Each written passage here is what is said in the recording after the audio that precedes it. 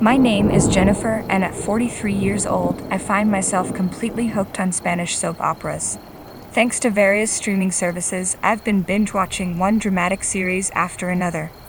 There's something irresistible about the constant twists and turns, but little did I know my own life was about to rival any soap opera in drama. It was nearly 6 years ago, when I was living with my older husband. We had never been blessed with children, but I cherished our time together. That all changed one evening when I received a call from Monica, my best friend since childhood, who had even attended our wedding. "Hey Jennifer, it's been a while. I wanted to let you know that I got divorced," Monica said. "Oh, I'm sorry to hear that. It sounds like a tough time." "Let's get together for drinks soon," I replied, trying to offer some comfort. When I got home, I was about to tell my husband about Monica's news, but he surprised me by saying, "I know Monica's divorced." I was taken aback. "How did you know about that?" "I haven't mentioned it to you yet." He looked at me with an expression that suggested he was piecing something together. "I think I overheard something," he said, though his vague explanation left me puzzled. I shrugged off the confusion and told him, "Yes, Monica is divorced. We're planning to meet up for drinks soon." My husband then asked, "Can I come along?" I was puzzled. I thought it was supposed to be a girls' night out. Despite my hesitation, I agreed to ask Monica if it was all right for him to join us. To my surprise, Monica responded enthusiastically, "Sure, let's all go out for drinks together." I was disappointed, wishing for a girls-only evening, but I relented. In the end, the three of us, my husband Monica, and I, met up for drinks. The night turned out to be quite enjoyable. Monica vented about her ex-husband's shortcomings, and we all shared laughs over her stories. It felt like we were having a great time, but when I excused myself to use the restroom and returned, I was taken aback by the sight of Monica and my husband gazing deeply into each other's eyes and engaged in a conversation that seemed a bit too intimate. A knot formed in my stomach as I took in the scene. The evening had started off as a simple gathering, but now I couldn't shake the uneasy feeling that something was amiss. Couldn't shake the feeling that something seemed too intimate between them. They hadn't seen each other since our wedding, so how did they become so chummy after just a few drinks? It felt like I was intruding on a date between two people who were clearly more than just old friends. When I returned to my seat, they had resumed their normal demeanor, acting as if nothing had happened. I wondered if I was overreacting, but the uneasy feeling lingered. As the evening drew to a close, I decided it was time to settle the bill and leave. Monica was quite drunk, and my husband casually mentioned, "I'll take her home." His nonchalant attitude caught me off guard. "I'm going to take her home" sounded more like a command than a suggestion, as if he was deciding on his own. I protested, "I'm not as drunk as she is, but I've had a few drinks too. Besides, I'm your wife. It's too late for her to be alone, and she's in no condition to get home safely." He insisted, "You take a cab and go home yourself. She's fine. I'll make sure she gets home." I was taken aback. "If you take her in a cab, she'll go straight to her apartment, won't she? I'm worried she won't make it on her own." I knew Monica was living alone, and it was possible she had mentioned this while I was in the restroom. The discomfort I felt quickly turned into disbelief. "Fine then. I'll go home myself," I said. I left them at the restaurant, feeling a mix of unease and determination. As much as I didn't want to leave Monica alone with my husband, I realized it might be more useful for me to return home and investigate their relationship. Once I arrived home, I headed straight to my husband's study. A room that wasn't a bedroom, but a private space where he might keep important information. As I searched through the room, I realized that if I could find answers in Monica's house, it would be quite an invasion of privacy. Still, the conflict in my mind was overwhelming. While rummaging through the shelves, I stumbled upon a basic photo album, one I didn't recall seeing when we moved in. With a sinking feeling, I began flipping through the pages. I should have stopped, but it was too late. The album was filled with photos of my husband and Monica, both beaming with happiness. Judging by Monica's hairstyle and the way my husband's clothes looked, it was clear they had been meeting secretly for years, possibly since shortly after our marriage. They had been involved in an intense relationship for over a decade. The shock and the combination of my hunger and alcohol left me feeling nauseous. I rushed to the bathroom, barely making it before I began to throw up. Just as I was trying to compose myself, my husband came home. "Oh, you're throwing up? Did you drink that much?" he asked, rubbing my back. I snapped, "Don't touch me," and slapped his hand away. "Just wait a second. I need to get some water." He seemed to think I was too drunk to know what was going on. "Yes, I know who you are," I said bitterly. "I just hate you right now. I wish I could get so drunk I'd forget how much this hurts. Wait here. We need to talk," he said, clearly trying to lighten the mood with a laugh. I glared at him, trying to catch my breath. "Is this your idea of a joke?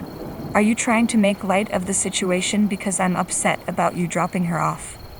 He shrugged, seemingly unaware of the gravity of the moment. "Well, let's adjust the tone then. First question. What's this picture about?" I confronted him with the album I had discovered in his room, simply showing him the cover. His face turned pale as he saw it. "Let's start with a yes or no question," I said. "Is there any wife in the world who could look at this picture and be okay with it? You know, considering what it shows." He remained silent, and I pressed on. "How do you think I feel right now? Go ahead, give me an answer." When he didn't respond, I snapped, "Why aren't you saying anything? Why just sit there in silence?" His silence only heightened my frustration. "Okay, I cheated. I'm really stupid. I'm truly sorry," he finally admitted, his voice lacking sincerity. I wished he would just show some real remorse, maybe even cry a little. His silence was unbearable. Then finally he spoke. "She's the one for me.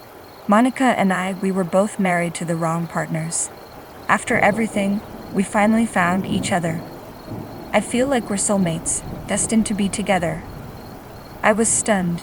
"Soulmates? Are you suddenly a poet or something?" He continued, "I realize now that I made a mistake marrying you. Our soul vibrations are different. We can't be happy together. This is a test of fate for me and Monica." His words were so disconnected from reality that I could hardly process them.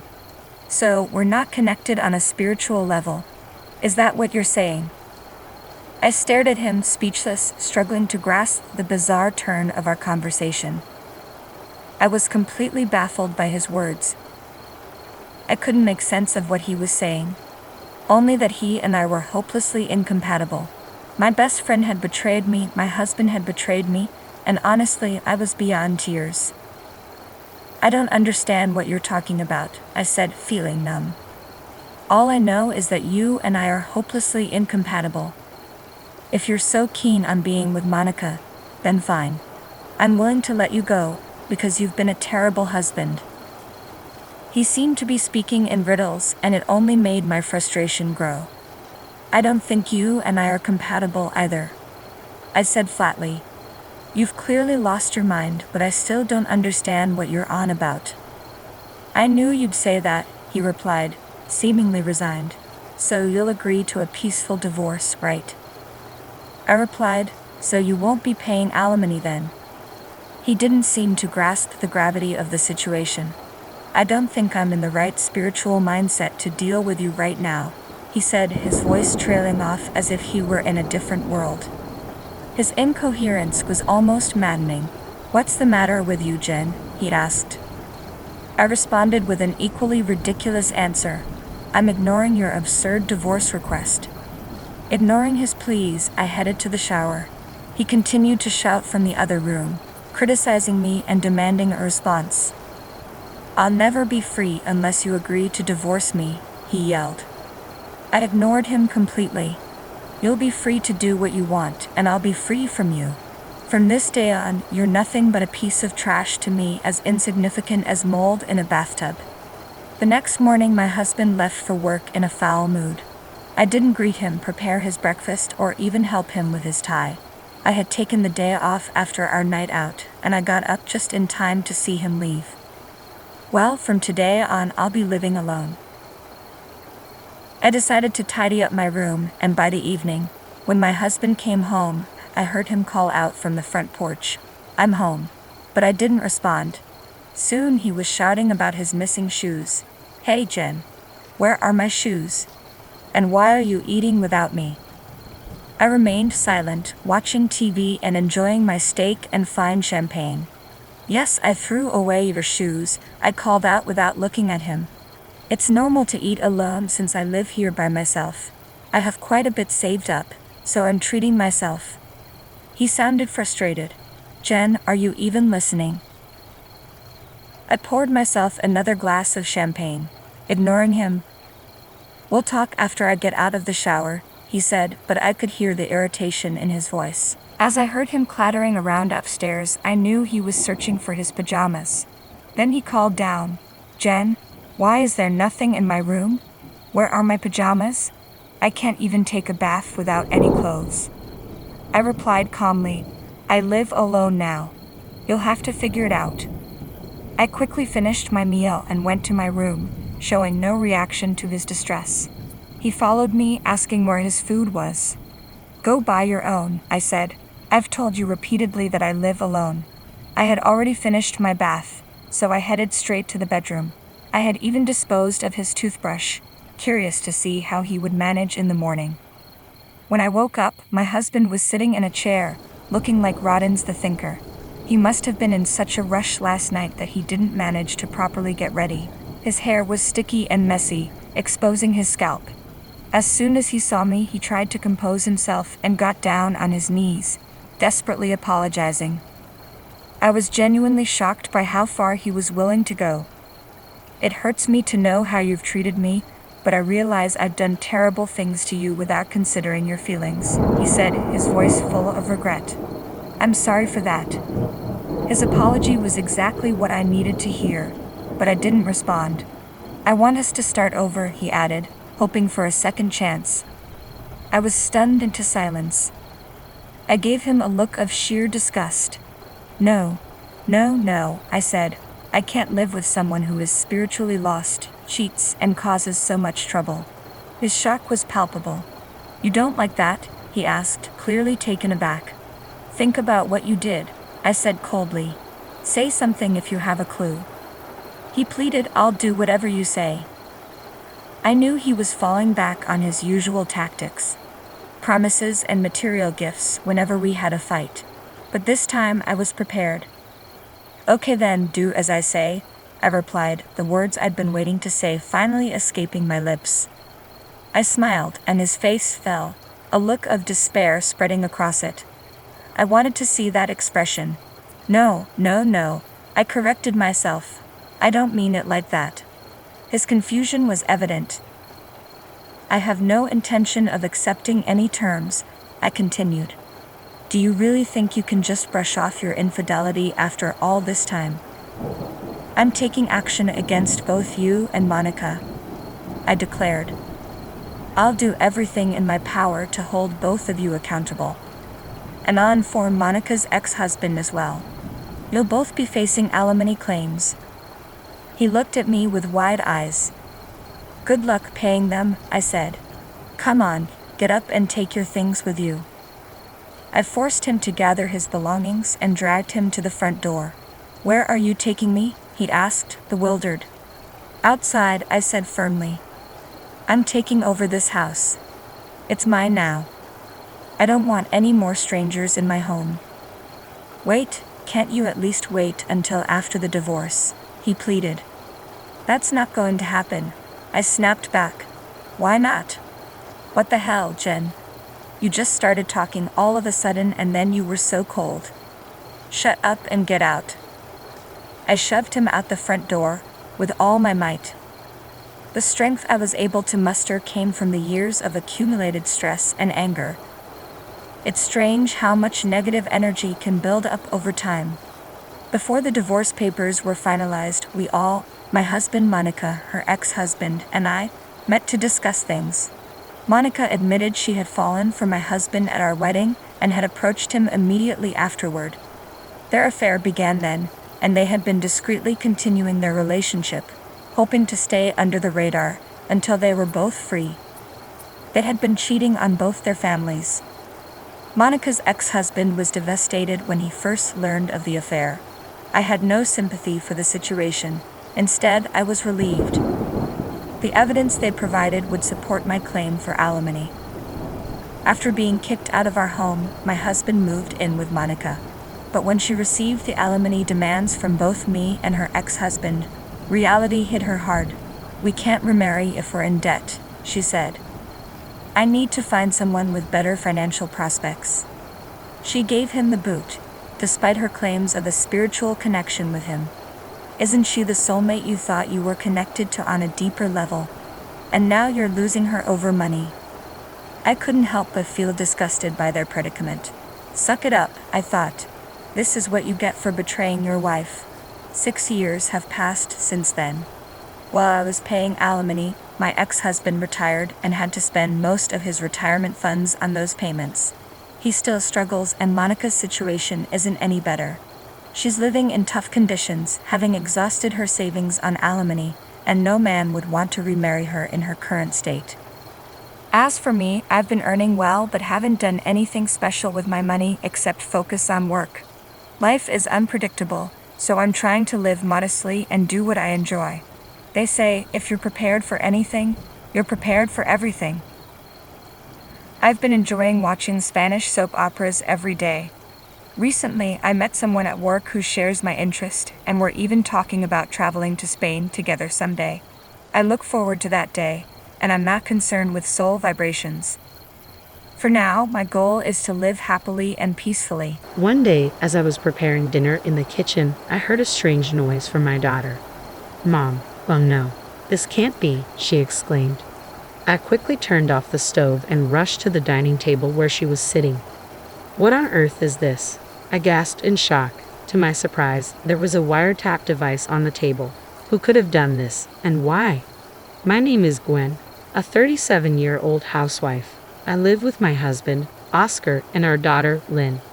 "Mom, hurry up," Lynn urged. Okay, just a second," I replied, trying to calm my nerves. Lynn is a 10-year-old elementary schooler who loves swimming and never misses her weekly lessons. Watching her grow into a kind and cheerful girl fills me with joy. The three of us, my daughter, my husband, and I, get along very well and live happily together. But life isn't without its challenges. Our main problem isn't with each other, but with my husband's mother, my mother-in-law. She and my father-in-law live just a 15-minute walk from our house. My mother-in-law dotes on her son and has always been uncomfortable with the idea of him not living by her side. At one point, she insisted that we move in with her. She was relentless, but I was determined to maintain our family's independence. My husband, fed up with her constant interference, told her firmly that we couldn't live with her. However, my mother-in-law didn't give up easily and repeatedly insisted on moving in with us. To appease her, we eventually compromised by moving into a house within walking distance of hers. My father-in-law helped convince her, and for a while, things settled down. Even though we lived nearby, my mother-in-law continued to intrude on our lives. During the holiday season, we always had to visit her because of the proximity. Despite my husband and I trying to maintain our distance, she would use the neighbors to pressure us. "Why don't you take care of your mother? Your wife isn't doing her duty. Your mother is in pain, and she went through so much to give birth to you. As the eldest son, it's your responsibility to care for your parents," they would say, echoing her sentiments. Each time, we ended up having to go to her house to keep the peace. I wished she would be as kind to me as she was to her son, but she saw me as an enemy. Every time I saw her, she would pick on me.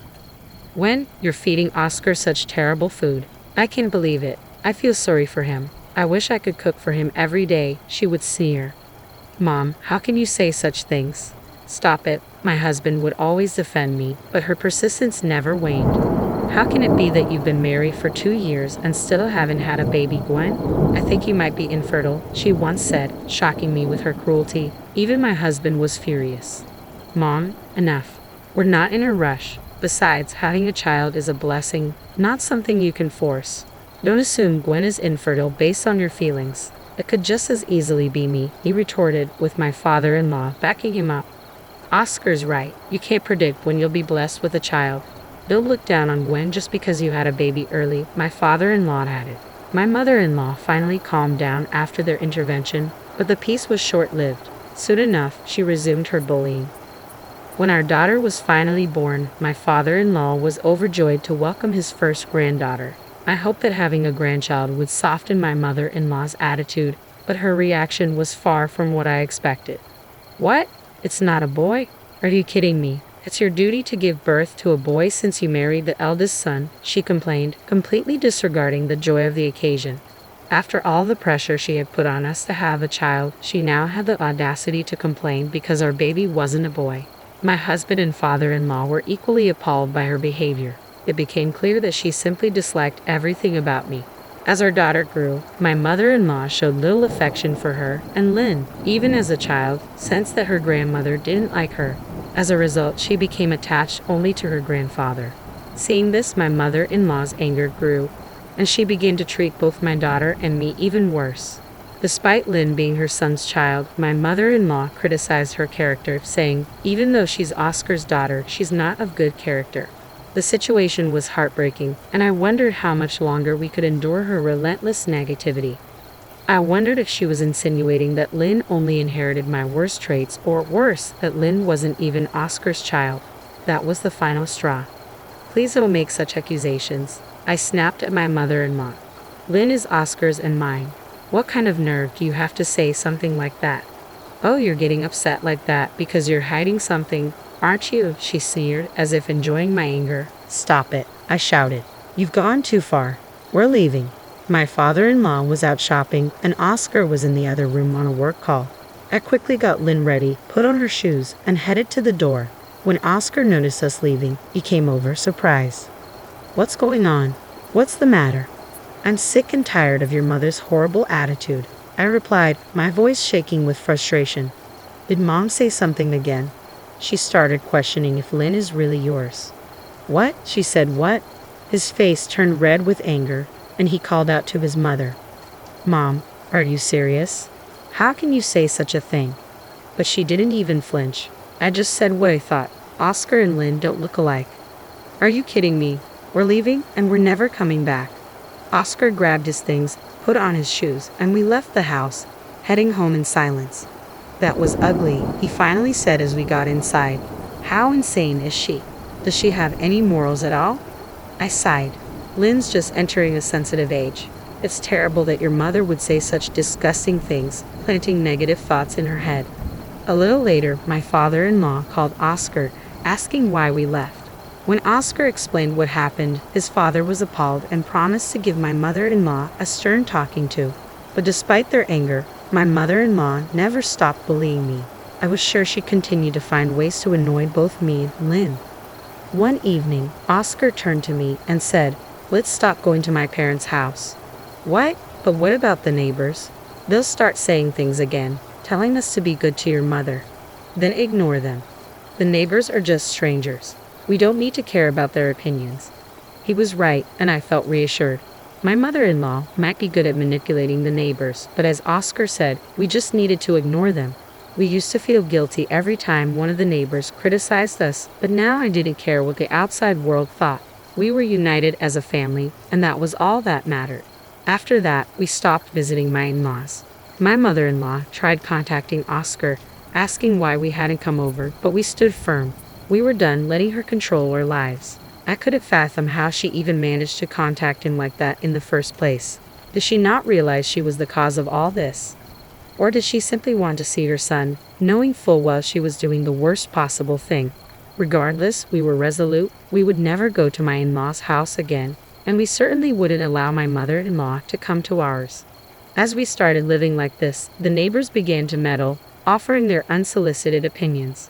But I didn't pay them any attention anymore. I would politely thank them for their concern and pretend to listen, but inside, I was completely indifferent. Thanks to this newfound distance, we were finally able to live peacefully for a while. My daughter no longer had to see her mean grandmother, and she seemed happier every day. I found myself wishing we had cut ties with my mother-in-law much sooner. By the way, my father-in-law never did anything wrong, so we still met him for dinner occasionally without my mother-in-law's knowledge.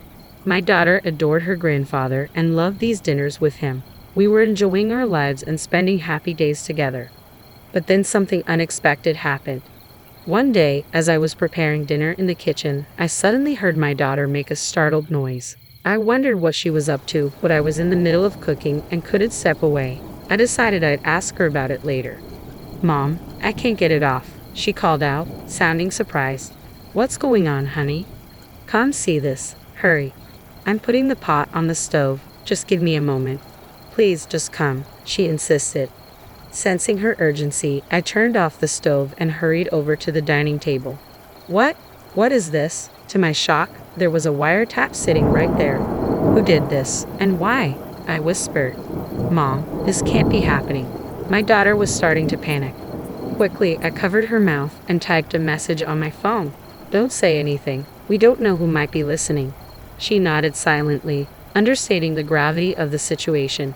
There might be other wiretaps in the house, and we had to be careful. I stepped outside and called the police. When they arrived and conducted a thorough search of the house, I learned something truly shocking. They found one wiretap under the dining room table, another in our bedroom, and yet another in my daughter's room. We were horrified. We had no idea how long this had been going on, but someone had been eavesdropping on our private conversations at home. The police explained that the placement of the devices suggested it wasn't the work of an amateur. They warned us that now that the bugs had been discovered and removed, the person responsible might come back to check on them. The police advised us to be very careful and assured us they would increase patrols in the neighborhood. My husband had just left on a business trip that day and wouldn't be back for a while. Given the circumstances, it wasn't safe for my daughter and me to stay in the house alone. We decided to stay at my parents' house until my husband returned. I didn't want to alarm my husband while he was on his business trip, as it might distract him and cause unnecessary worry. I decided it was best to wait until he got home to tell him what had happened. My parents were deeply concerned when they heard that our house had been bugged. They were furious that someone would do something so vile, and insisted that whoever was responsible needed to be caught as soon as possible. My daughter was also very upset and scared. "Mommy, I forgot my stuffed bunny," she said, her voice trembling. "Oh, you did," I replied gently, noticing how close she was to tears. She always slept with that big stuffed rabbit as her pillow, and in her current frightened state, there was no way she'd be able to sleep without it. Seeing her distress, my father immediately suggested we should go and get it for her. "I'll go with you," I agreed. "Thanks, Dad," I said, grateful for his support. Together, my father and I returned to the house. We were both on edge, aware that someone could be lurking around. Moving cautiously, we entered the house and retrieved the stuffed animal from my daughter's room. Just as we were about to leave, we suddenly heard the front door unlock. My father and I froze, covering our mouths to stifle any sound. Footsteps echoed down the hallway, and my heart raced so fast I thought it might burst. My father stood protectively at the entrance to my daughter's room, his eyes fixed on the hallway. The footsteps passed by us and headed into the living room. It became clear that the intruder was likely there to retrieve the bug from the dining room table. My father and I exchanged a look. We needed to get out while we still could. Quietly, he opened the door and peeked into the dining room. "What? Oh my God," my father whispered in shock, his eyes widening in disbelief. I whispered angrily to my father, "Dad, don't make a sound." He turned to me with a puzzled expression and asked, "Is that Oscar?" "What?" I whispered back, shocked by his words. Unable to contain my curiosity, I slowly opened the door and peeked into the living room. To my astonishment, there was my husband, checking under the dining table. I couldn't comprehend what was happening. Why was my husband at home when he was supposed to be on a business trip? And why was he examining the spot where the bug had been found? "What are you doing?" I asked, stepping into the room. He froze, startled, and then turned to me with wide eyes. "What are you doing here?" he stammered. "That's my question," I shot back, my voice trembling with confusion and anger. I thought you were on a business trip. What's going on here, Oscar? He started to stammer. Oh no, it's just that. Before he could finish, the front door opened, and we heard a high-pitched, familiar voice. Oscar, did you recover the listening device? It was my mother-in-law. Mom, Oscar began, but then he noticed her shocked expression as she finally realized we were standing there. Why? What's going on? I demanded, slowly piecing the situation together. Oscar, you did this with your mother? You bugged our house? Seeing no way out, my husband's shoulders slumped as he began to explain. Because you're having an affair, aren't you? What? I was utterly baffled. What are you talking about? The neighbors, they said they saw you with some guy, walking around, letting him into our house during the day, and even going into a restaurant together. I stared at him in disbelief. What are you saying? I have no idea what you're talking about. I kept getting reports of your supposed affair from different people, and I started to think you were being unfaithful, he admitted, his voice cracking. Mom even said that Lynn and I don't look alike, so I talked to her about it. She convinced me to bug the house to get evidence of the affair. So I did it, and when the wiretap suddenly stopped transmitting on the day I said I was going on a business trip, I thought something was wrong, so I rushed back to check on it. My mind reeled as his words sunk in. I felt like I'd been punched in the gut. Unbelievable, I muttered, feeling a surge of anger. You did all of this because you believed baseless rumors? You let your mother manipulate you into thinking I was cheating on you? But when you keep hearing something like that, you start to believe it, don't you? He tried to justify. Don't be ridiculous. I snapped. Do you really think I would do such a thing? If you can't trust me, why did you just hire a private detective or something? And if you doubt that Lynn is your daughter, why not just do a DNA test instead of this insane behavior? Oscar's face crumpled as he realized the gravity of his mistake. I'm sorry. I was wrong. I did terrible things to you. Please forgive me. But it was too late. I shook my head, tears of frustration welling up in my eyes. It's too late to apologize. I can't do this anymore. Let's get a divorce. No, please, he begged, desperation in his voice. I was wrong. We're a family, right? Let's stay together as a family. That's enough, I said coldly. I'm so disappointed in you. I can't stay married to someone who so easily believes rumors. Just then, my mother-in-law interjected with a spiteful tone. Oscar, aren't you glad you're getting rid of this woman? I'm sure she's having an affair, even if she's hiding it. You should get rid of this woman and her daughter once and for all and find someone new, my mother-in-law spat out, even in the middle of such a tense situation. Before I could respond, my father stepped in, shielding me. Why would the neighbors lie like that? Did someone make them say it? What do you think? He stared intently at my mother-in-law. She flinched but quickly retorted, I don't know. Why should I know? My father didn't back down. If this is all based on lies, that it's a serious issue. My daughter could sue the neighbors for slander. That's right, he continued. Because of the neighbors' rumors, Gwen and Oscar's marriage is falling apart.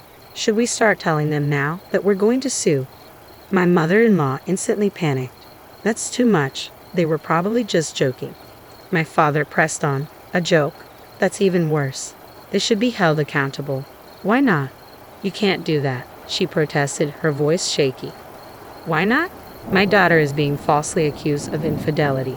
People who spread lies like that should be punished, my father declared. He then turned to me. Gwen, let's go. I nodded, slipping on my shoes and heading for the door. But just as we were about to leave, my mother-in-law broke down, tears streaming down her face. It's me. I told her neighbors to give Oscar false information. I stopped in my tracks, shocked. I took off my shoes and turned back to face her. Is that true? She nodded, still on her knees. Yes. I thought that if Oscar divorced you for having an affair, he'd come back to live with me. Oscar's eyes widened in disbelief, and then his face twisted in anger. Mom, you've got to be kidding me. What were you thinking? Don't you feel ashamed? He turned to me. When I had nothing to do with this. It's all her. But I met his gaze coldly. No, Oscar, you're the one who bugged our house. I don't trust you anymore. Lynn and I are done with you. I'm divorcing you. With that, I left the house with my father, leaving both my husband and mother-in-law slumped on the floor, their faces pale with shock. Later, I went straight to my lawyer to begin divorce proceedings.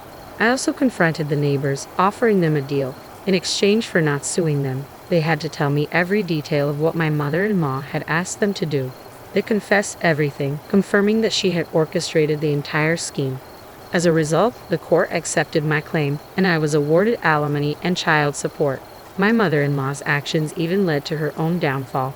Her husband divorced her and kicked her out of the house. She tried to cling to Oscar, but he wanted nothing to do with her after realizing she had caused our divorce. Now, she's living alone in a small apartment, working part-time to make ends meet. As for me, I got a new job and started working full-time. My parents helped me take care of Lynn, who has moved on from her father and is putting all her energy into swimming, something she's loved for a long time. I'm determined to work hard and build a good life for her, focusing on what matters most: her happiness and well-being. My name is Amy Clark, and I'm 28 years old. Currently, I work at my father's construction company. I'm getting married soon to George Brown, a college classmate who confessed his feelings to me. We started dating, and now we live together. George works at a company in New York City while I work locally. He commutes by train, and I drive to work. With our wedding just 3 months away, I'm busy with preparations. George usually gets home around 7 p.m., so I handle our meals. On his days off, he helps by cleaning our apartment, especially the bathroom. I love cars, especially driving them. Thanks to my father's company, I even have a crane license. Despite being only 5'1" with a baby face, I often surprise people when they see me operating a crane at a construction site in my work clothes. I find their reactions amusing. One day, I was about to go shopping with my best friend, Megan Flynn. We've been best friends since elementary school and even went to the same college. She's a confidant with whom I can share anything. We planned to visit a newly opened outlet mall in the next state. It was a bit far, but we thought it would be a nice drive. I headed to the convenience store where we decided to meet. When I arrived, Megan was already there. "Sorry to keep you waiting. Have you been here long?" I asked. "No, I just got a coffee." "Want some?" Megan replied. Her coffee looked tasty, so I took her up on the offer. "Thanks. Could you grab one for me too? I'll set the navigation system." Happily obliging, Megan went back into the convenience store. As I set up the car's GPS, I accidentally pressed the history button. "Darn it, this touch panel is so sensitive," I muttered, trying to switch the screen back. Then I noticed a surprising entry in the history. "Hotel Lovely Chateau." "What's this?" I wondered aloud. I'd never searched for such a thing before. This is my car, but George occasionally uses it too. He must have used it. I didn't think much of it and continued setting my destination. Today, Megan and I were heading towards the outlet mall that just opened in the neighboring state. The weather was great, making for a pleasant drive. Near an exit ramp, Megan suddenly pointed out, Look, Lovely Chateau Hotel. What a cheesy name for a hotel these days." Lovely Chateau, the hotel from the search history earlier. While driving, I couldn't take a good look, but there was indeed a big sign saying Lovely Chateau Hotel. We laughed together, but I couldn't help but feel a bit concerned because of its appearance in the search history. After finishing our shopping and dropping Megan home, I returned alone. Once I arrived, I checked the car navigation system again. Lovely Chateau Hotel. As I searched the name, it indeed showed the location near that exit ramp. It was definitely that hotel. It was undeniably one of those types of hotels. I couldn't help but wonder why George had searched for that hotel. Deciding to keep a close eye on George's activities, I installed a dash cam in my car. I discussed the idea of installing a dash cam with George. He agreed, saying, "Why not? A lot of people have them these days. It's good for safety too. But in return, you have to pay for it, Amy. It's your car after all." Although the car is in my name, George also uses it, so he ended up contributing a bit to the cost. The next day after work, I drove straight to the dealership and had a dash cam installed. It came with cameras facing the front and back, and one that recorded the interior of the car. The recording time is 5 hours, after which it overrides previous footage. I also decided to add a GPS logger, which records the vehicle's movements via GPS. After George used the car, I checked the dash cam footage and GPS logger data. I mainly use the car for commuting, so George typically uses it on his days off. He always asks me for permission in advance. One weekend, George approached me. "Can I use the car this Saturday?" "Sure, but where are you going?" I asked. "I'm planning to go to the shopping mall you went to last week. A friend wants to check it out," he replied. Who's this friend? Just a colleague from work. He lives pretty close by. Is this friend a woman? No way. He's a buff guy, even bulkier than me. All right then, bring me back a souvenir. Gotcha, Amy. I bet you like something edible. Yeah, I'd love something sweet. All right, got it. The weekend came as planned. George left on Saturday and returned in the evening. I had been waiting for him to come back and use the excuse of having left something in the car to retrieve the memory card and the GPS logger. After George went to bed, I checked the data from the GPS logger and the memory card. The GPS logger showed he did go to the shopping mall, but it also revealed that he had taken a detour on the way back, exiting at an interchange. Upon enlarging the location, I saw it was the lovely Chateau Hotel. This seemed completely suspicious. Our wedding is next month, and now this. My fingers trembled as I operated the device. This was already a huge shock, but I composed myself and checked the memory card. I inserted it into the computer and played back the recorded content. Suddenly, a strange woman appeared on the screen, sitting in the passenger seat. She was quite flashy with long hair and seemed pretty. She appeared to be older than me, but her occasional smile was somewhat childish. Unable to think straight, I just stared at the screen, completely shocked. The conversation was also recorded.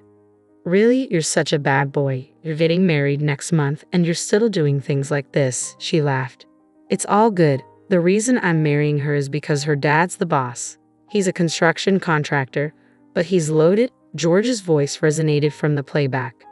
Oh, but once you're married, doesn't that mean we're over? No way. You're the real deal for me. I plan on divorcing her after a year or so. Of course, I'll make it look like she's the bad one, and I'll grab a hefty alimony and her parents' wealth. After that, I'll be with you. A whole year. Grace sounded disappointed. No, we'll continue this relationship in the meantime. I can't bear to be away from you even for a day. That makes me happy. I love you, George. I love you too, Grace. I stopped the playback. I couldn't watch any further. George had been unfaithful, cheating, and he was marrying me just to take over my father's company. The proposal, the birthday we spent at the Seaview Hotel, everything was a farce. Why? Tears blurred my view of the computer screen. The next day, I told George I needed to prepare for the wedding and would be going back to my parents' home for a while. George replied without much thought, okay. Perhaps he was even pleased that I would be gone. I told my parents, I feel a bit nervous and I want to stay with you guys for a bit. Please let me cool off. They seemed to think I was having pre-wedding jitters and welcomed me back happily. After a couple of days, I received a message from my best friend, Megan. I felt I could tell Megan the truth. I told Megan everything. She said, okay, I'll come over tonight. Let's drink until dawn. Despite her cute face, Megan had some boyish qualities, which I loved about her. I told my parents it was a last-minute bachelorette party. Soon enough, Megan showed up with bags full of drinks and snacks. Mom, I'm borrowing Amy for the night. It might get a bit loud, so please bear with us, Megan joked as soon as she arrived. Oh dear, I see you're all chatterboxes, but don't drink too much, okay? I made some stew, so take it and eat it, my mom said, thoughtfully preparing some snacks as well. Wow, thank you. The wonderful smell earlier was the stew, wasn't it? I'll gratefully accept this. Oh, by the way, may I invite another friend over? Megan asked. Sure, go ahead and make it a party that Amy will remember. Thank you so much. With that, she called over another friend, Jane. Jane was a high school classmate and, interestingly, a wedding planner at the venue we had booked. She would be overseeing our wedding. She went to the same high school as Megan, and they had met several times, so they were good friends now. The party started with the three of us. I showed the two of them the dash cam footage. Then Megan said, oh, I know this person. She's Grace, a junior from our college club. Amy, you wouldn't know her because you weren't in the club, but both George and I were in the club with her. I was astounded by this revelation. Wait, George's junior? I thought she was older than me. She always seemed mature for her age, but who would have thought it was Grace? She's invited to the wedding. Most of the club members will be there, Megan said while poking a radish from the stew. But this situation is frustrating, isn't it? I want to get back at her somehow. Jane, crushing an empty beer can, said, she's always had a strong sense of justice and even caught a gropper in high school, handing him over to the police. She was enraged as if it were her own matter. Accepting Jane's words of revenge, Megan started talking. Let's ruin the wedding then. I have a plan, she said, preparing a piece of paper and starting to write something down. What do you think, Jane? Your cooperation is essential. Please help Amy. Of course, I'm the planner for this wedding, so I can make anything happen, Jane replied. Her being the planner joining our side certainly boosted the success rate of our plan. Great, you're reliable. Hey, both of you, you've had too much to drink, I cautioned. Thus, the plan was formed. I covered the two of them, who had fallen asleep from drinking too much, with blankets and whispered, "Thank you, Meg and Jane." Despite having had too much to drink myself, I felt a bit relieved. The next day, I returned to George's place. Several days after I got home, I put my first plan into action. While watching the recorded video, it was Megan who found it. One day after work, I decided to dine out. I met George at the station, drove him to the diner in my car, and we had a meal. When we got home, I let George out first and returned to the room after parking my car. Then I boldly went to the living room, deeply moved, and said, "George, to prepare something like this for me without even telling me, huh?" George made a strange sound in response to my sudden words. "Isn't this a gift for me? I found it in the car." Saying this, I showed George the paper bag containing a luxury brand bag. The brand name was boldly printed on the paper bag. I was going to clear the rear window of the car because it was dirty. When I tried to pull out the cleaning tools from the floor under the rear seat, this was in there. "Oh, George, you hid it there to surprise me, didn't you?" "Sorta found it." I pretended to be innocent and acted even more delighted. "No, that is," George fumbled his words. You have someone else to send such a thing to." "Don't be silly. I have no one but you, Amy." "Right, you bought it for me, didn't you? How much did this expensive thing cost?" "Around $2,000. "Thanks, honey." "Oh yeah, it's a limited edition, so I think it was $5,000. I thought this would suit Amy, so I bought it. I really intended to surprise you, but, well, it didn't go as planned." "Yes, it seems a bit youthful, but I can still pull it off, right?" "Of course, any bag would look good on you, Amy." "Hey, that doesn't sound like a compliment." Sorry." "Okay, I'll keep it safe. Thanks a lot."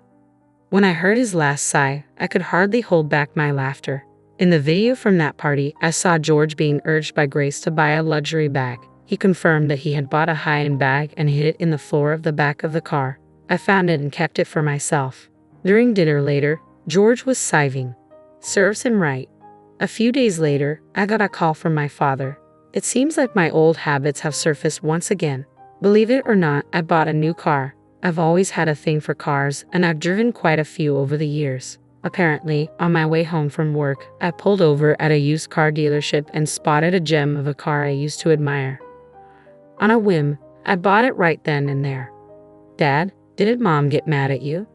"Yeah, she did, but that's no biggie. Listen to this. It's a discontinued Type R, a car I've always wanted.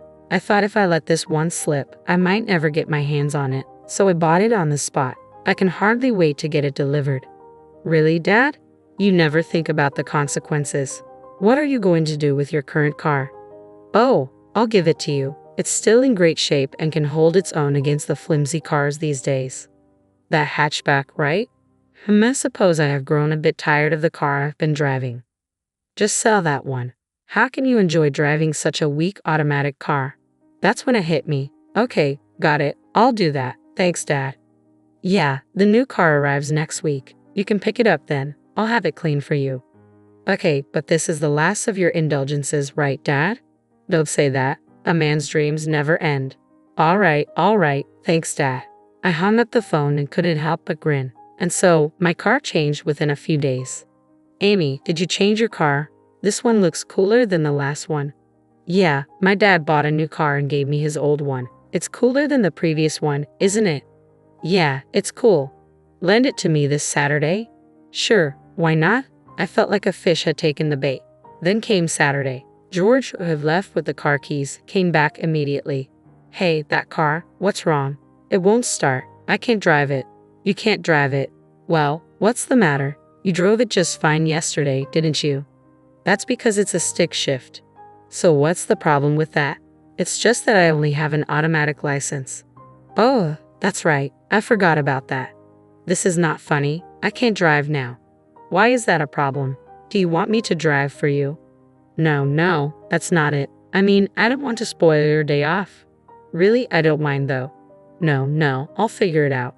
All right then, safe travels. I knew very well he couldn't. Serves him right. The car I got from my father was a stick shift. There was no problem for me since I have a manual license. However, George only had an automatic license. He legally can't drive that car and probably wouldn't know how to drive it anyway. I had already figured out that he's been taking the car on weekly dates. Despite knowing that, I still switched cars. It's my car in my name, and I can do whatever I want with it. Serves him right. Then, with just 1 week to go until our wedding, I received a message and was summoned to a designated location. Hello, my name is Amy, I greeted. Oh, Amy, thank you for coming, the other party responded. Not a problem. So, how did it go? Well, please sit down. We'll discuss everything shortly. With that, I was ushered into a meeting room and sat down. Let's first discuss your request, he began.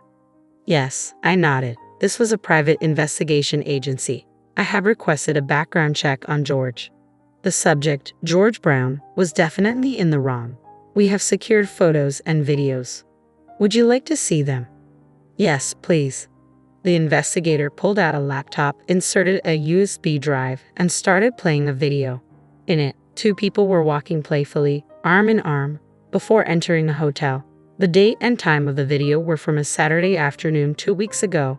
There were also photos of them kissing, embracing, and more. Thank you. This is enough. I then received the documents and left the office.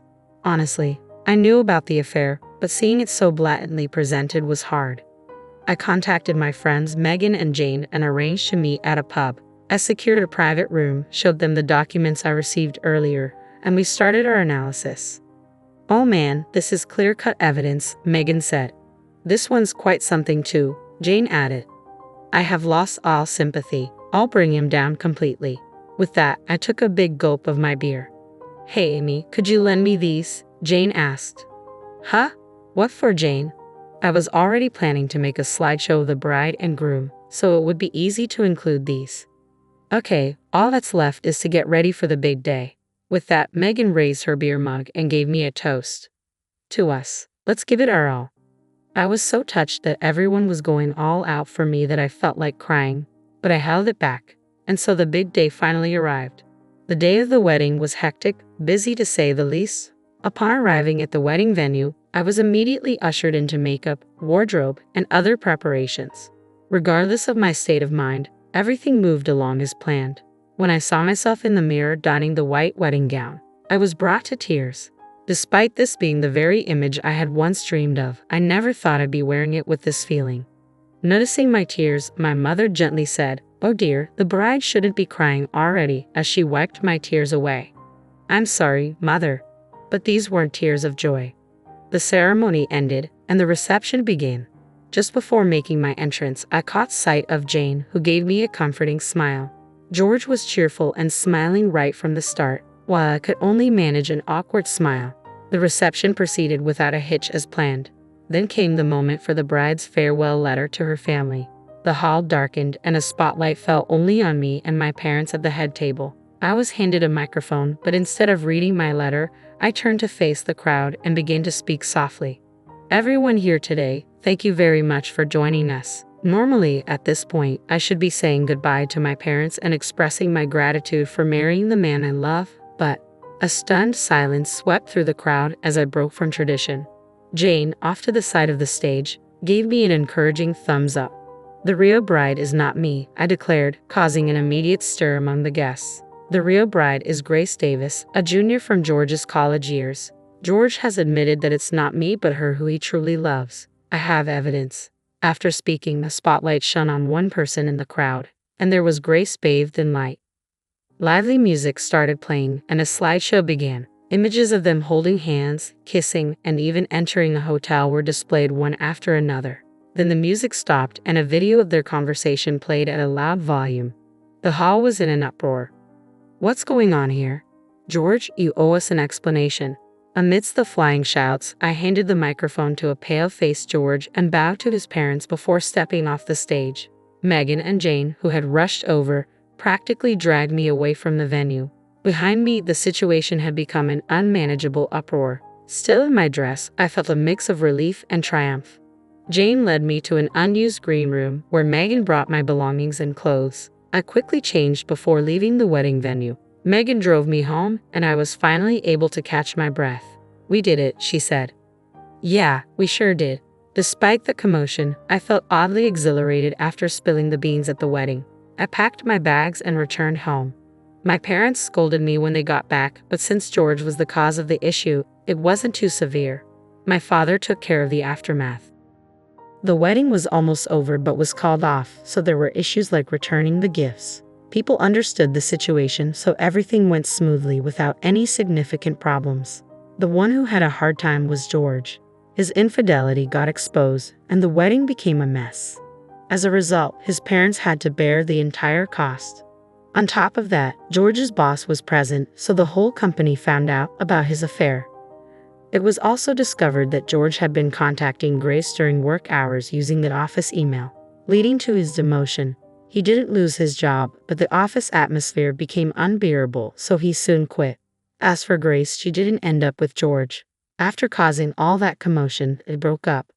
Since the engagement had been broken off after we had exchanged betrothal gifts, I asked George for compensation and other costs. George had used most of his savings on wedding preparations, so his parents had to step in and pay. Lacking any particular skills, George had trouble finding a new full-time job and ended up working part-time to pay back his debts. I also demanded compensation from Grace. With her bad reputation and being disowned by her parents, she had to pay the compensation herself. Without any savings, she borrowed money from shady loan sharks and now works in the nightlife industry to make those payments. It wasn't enough compared to the emotional pain I suffered, but well, it served them right. Thanks to my father's compassion, I was put on leave, and with my newfound free time, I decided to take a trip to Alaska. For some reason, people tend to head north in times like these. Jane had also resigned from the wedding venue, taking responsibility for her part in the commotion. Feeling a bit guilty, I invited her to join me on the trip to Alaska. With the damages I received from George, I covered the expenses. We used a ferry for a round trip as we went by car. On the return ferry, we hit it off with two guys who were bikers. We exchanged contact information and decided to meet up again in New York. The two guys who worked at the same company said they go on a road trip to Alaska on their motorcycles every year. When I got back to New York and told Megan about this, she got upset that I didn't invite her. So, it was decided that we would add one more person and organize a 3-on-3 mixer, including Jane. Even though a lot has happened, I've regained my spirit. Life throws curveballs, but I thought, well, such things happen. And with that, I decided to walk firmly towards the future. On my 40th birthday, which my husband had forgotten, I found myself at a charming French restaurant, courtesy of an invitation from my mother-in-law, Haley. As I savored each bite of my meal, Haley's thoughtful gesture brought a touch of warmth to the otherwise overlooked occasion. Unexpectedly, Caleb, who was supposed to be at work, strode into the restaurant with a woman I didn't recognize. Their demeanor left no doubt. They were a couple. A surge of irritation washed over me as Marry You by Bruno Mars began to play from a distant table. In the midst of the melody, Caleb dropped to one knee, offering the woman a bouquet and a ring, uttering those timeless words, "Will you marry me?"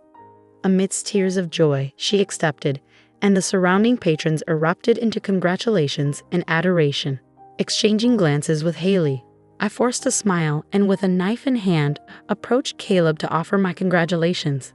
"What a wonderful proposal. I'm genuinely envious," I remarked, trying to mask my inner turmoil. Caleb, oblivious to my sarcasm, replied, "You never did anything like this for me." Those words finally caught Caleb's attention, and his face paled in realization.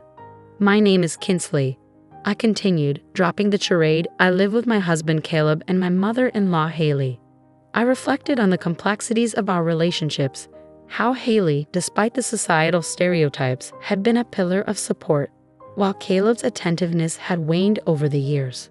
Our marriage, once filled with promise, now bore the weight of unspoken truths and neglected celebrations. As days turned into years, Caleb's absence grew more pronounced, his excuses more flimsy. Even on our anniversary, his priorities lay elsewhere, leaving Haley and me to pick up the pieces of our shattered expectations. Yet, amidst the disillusionment, Haley remained steadfast, her unwavering support a beacon of hope in the storm of Caleb's indifference. And though Caleb attempted to mask his guilt with belated gestures of affection, the underlying truth remained unchanged. On my 40th birthday, as Caleb's message flashed across my screen, I couldn't help but feel a pang of resignation, a silent acknowledgement of the distance that had grown between us, and the birthday wishes left unsaid.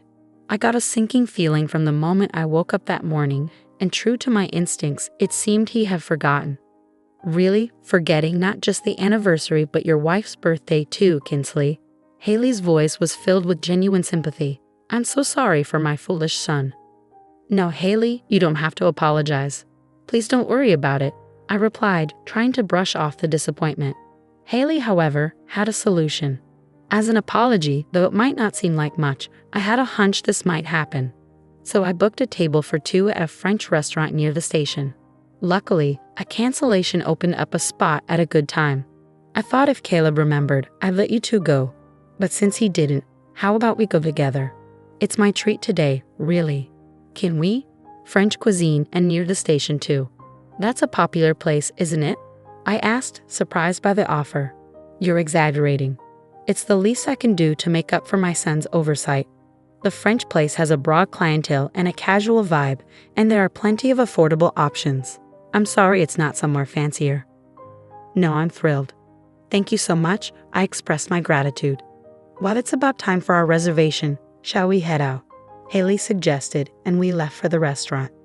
The atmosphere at the French restaurant was indeed casual, as Haley had described, with a mix of patrons, including some flashy-looking young people. I felt relieved. An overly upscale place would have made me nervous. The young diners seemed to be enjoying themselves, chatting and taking photos with their smartphones. Perhaps they were YouTubers reviewing the restaurant. Once we were seated, Haley handed me a beautifully wrapped, fairly large box. This is a present from me, she said with a warm smile. A present? Thank you, I exclaimed, surprised. Inside was a brand new bag that I had been eyeing. Can I really accept something this nice? Thank you so much, I expressed my gratitude. Of course, Kinsley, you've always been so helpful. Please accept it as a token of my appreciation, Haley insisted. I was deeply touched by her gesture and felt blessed to have such a kind mother-in-law. Well then, shall we start the birthday celebration? Haley announced, and our dinner began. True to its reputation, every dish served at the popular French restaurant was delicious, nearly making our cheeks fall off. The courses progressed smoothly, and just as we were about to finish the main meat dish, Haley suddenly fell silent and turned pale. Haley, is something wrong? I asked, concerned. She pointed tremblingly towards the entrance behind me. Kinsley, look. Turning around, I couldn't believe my eyes. Caleb, who was supposed to be staying overnight at work, entered dressed in a stylish suit, accompanied by a young woman in a neat dress. Caleb was escorting her arm in arm. I thought I was mistaken, but no matter how many times I glanced back, it was definitely Caleb.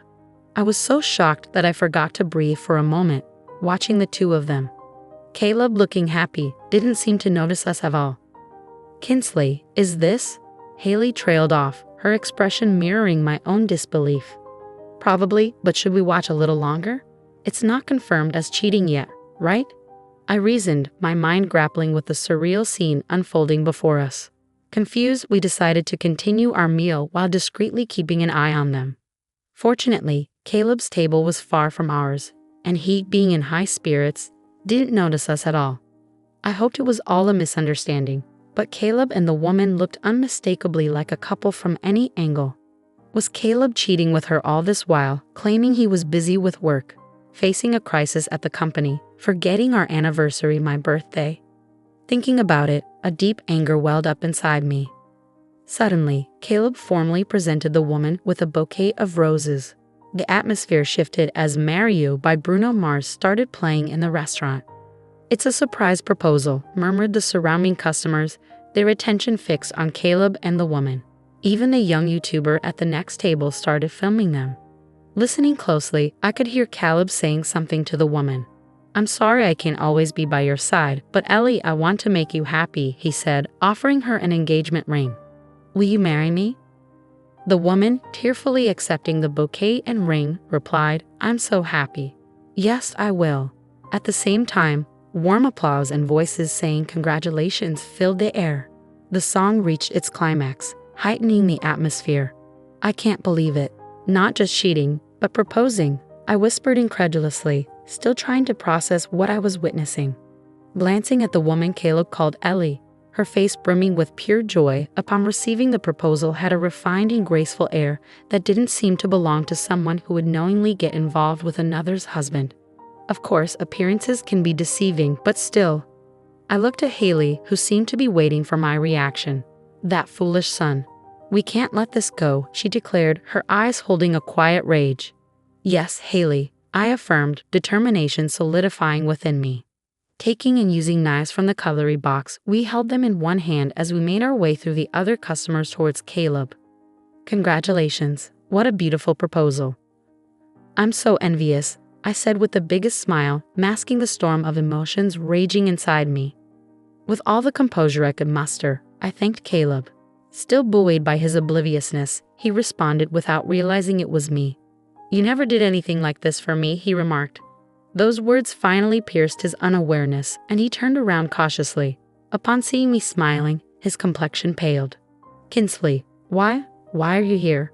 We came here at Haley's invitation, right?" Caleb stammered, seeking confirmation from Haley. I turned back to Haley, maintaining my smile, and she nodded in agreement. "Exactly, but I'm surprised. Who would have thought my son, who was supposed to be staying at the company because of its critical situation, who was already married to Kinsley, would be proposing to another woman? Can you explain what's going on?" I questioned, my tone controlled but firm. Upon noticing the knives we were holding, Caleb's complexion turned even paler, but he managed to stammer out an excuse. It's not what it looks like." "What do you mean, not what it looks like?" "This is, not a proposal or anything. She's a junior at work. I just wanted to thank her because she's always working hard with me. And since it's her birthday today, I was just giving her a present and celebrating." Caleb attempted to explain, his words falling flat in the tense atmosphere. His clumsy excuse only caused more speculation among the onlookers. It clearly looked like a proposal. "What are you trying to hide? He's already married, really?" Even the staff at the restaurant were puzzled by the situation. Thought it was a successful proposal, but then the wife shows up. "Looks like we've stumbled into a real-life drama. So it's emergency live streaming time," commented the YouTuber, starting to film us. Undeterred, I pressed on, focusing on the sapphire ring on the woman's left ring finger. "Interesting. A bouquet of roses and that ring, which obviously looks more expensive than the one you gave me as a birthday present for your junior, huh? Well, by the way, today is my birthday too. Did you remember that?" I interjected, watching as realization dawned on Caleb's face. "What have you been saying since earlier? A junior, a birthday present. But who are these people?" The woman confronting Caleb clearly did not know he was married. If she had known, she wouldn't have failed to recognize me as his wife. I introduced myself to her with a smile. "Nice to meet you. I'm Caleb's wife of 5 years. He's always in your care." I emphasized the word wife particularly strongly. "I am Caleb's mother. I had no idea my son was in a relationship with you while already having a wife," I stated firmly. Haley introduced herself to the woman with a full smile, but the murmur around us grew louder. His wife? So he really was married, proposing to another woman while married? That's the worst. Poor wife. Take back my congratulations. What a real-life drama. Are they shooting a drama or something? More onlookers gathered around, the woman turning pale at our introduction, muttering, "No way." Then, with tears in her eyes, she glared at Caleb. These were tears of a different kind than those of joy she had shed earlier. "What do you mean, Caleb? You never told me you had a wife." "No, it's..." Caleb stumbled over his words, attempting to explain. "You're married and you proposed to me while having a wife. What does that mean? I've always trusted you." The woman's voice trembled with hurt and betrayal. "It's not like that, Ellie. It's not an affair. I was serious. I intended to marry you. That's why, before getting married to Ellie, I was planning to divorce Kinsley," Caleb confessed, stopping himself mid-sentence, realizing he had dug his own grave. "So you admit to the affair?" The mistress was also deceived. Wow, that guy is the worst on so many levels. Criticism towards Caleb from those around us grew even larger. This is definitely a showdown. Saw something incredible. The stream is hitting an all-time high. The YouTuber was excited, as if he had caught something great on camera. You were planning to divorce me and remarry, surrounded by 3 women and the focus of everyone in the restaurant, I remarked, incredulous. Caleb was sweating profusely.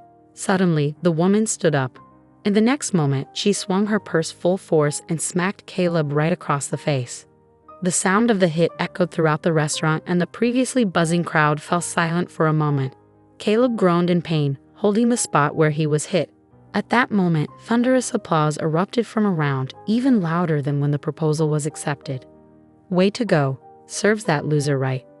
Wow, caught an amazing moment on camera. The woman, without looking back at Caleb, took off the ring, slammed it on the table, and ran out of the restaurant, leaving the bouquet behind as well. Caleb, having been hit with a hard purse, was still groaning in pain. "Are you okay?" I couldn't help but ask, to which Caleb looked at me with tears in his eyes. Then, as if driven by some thought, he stood up and, without caring about the onlookers, began to apologize. "Kinsley, I'm sorry. Please forgive me. What are you doing?" "I just lost my mind for a moment," Caleb pleaded, the weight of his actions finally dawning on him. "I truly love you," he said, as if those words alone would somehow make me forgive him. "Are you okay?" Caleb's attempt at concern felt hollow, considering everything he had done. What does he mean by just lost my mind for a moment after he planned to divorce me and even propose to that woman? The crowd seemed to share my sentiments, mercilessly mocking Caleb's disgrace. "You apologizing like that here is so cringy. This guy is pathetic, after proposing and all. What's he even saying? They really say you're the only one I love after cheating, huh?" People started filming Caleb with their smartphones. When I deliberately spoke in a kind tone, Caleb lifted his face, showing a relieved expression as if he thought he was forgiven. Of course, I had no intention of forgiving such a man. Looking down at Caleb, I said in a cold voice, "You were planning to divorce me, right? As you wish.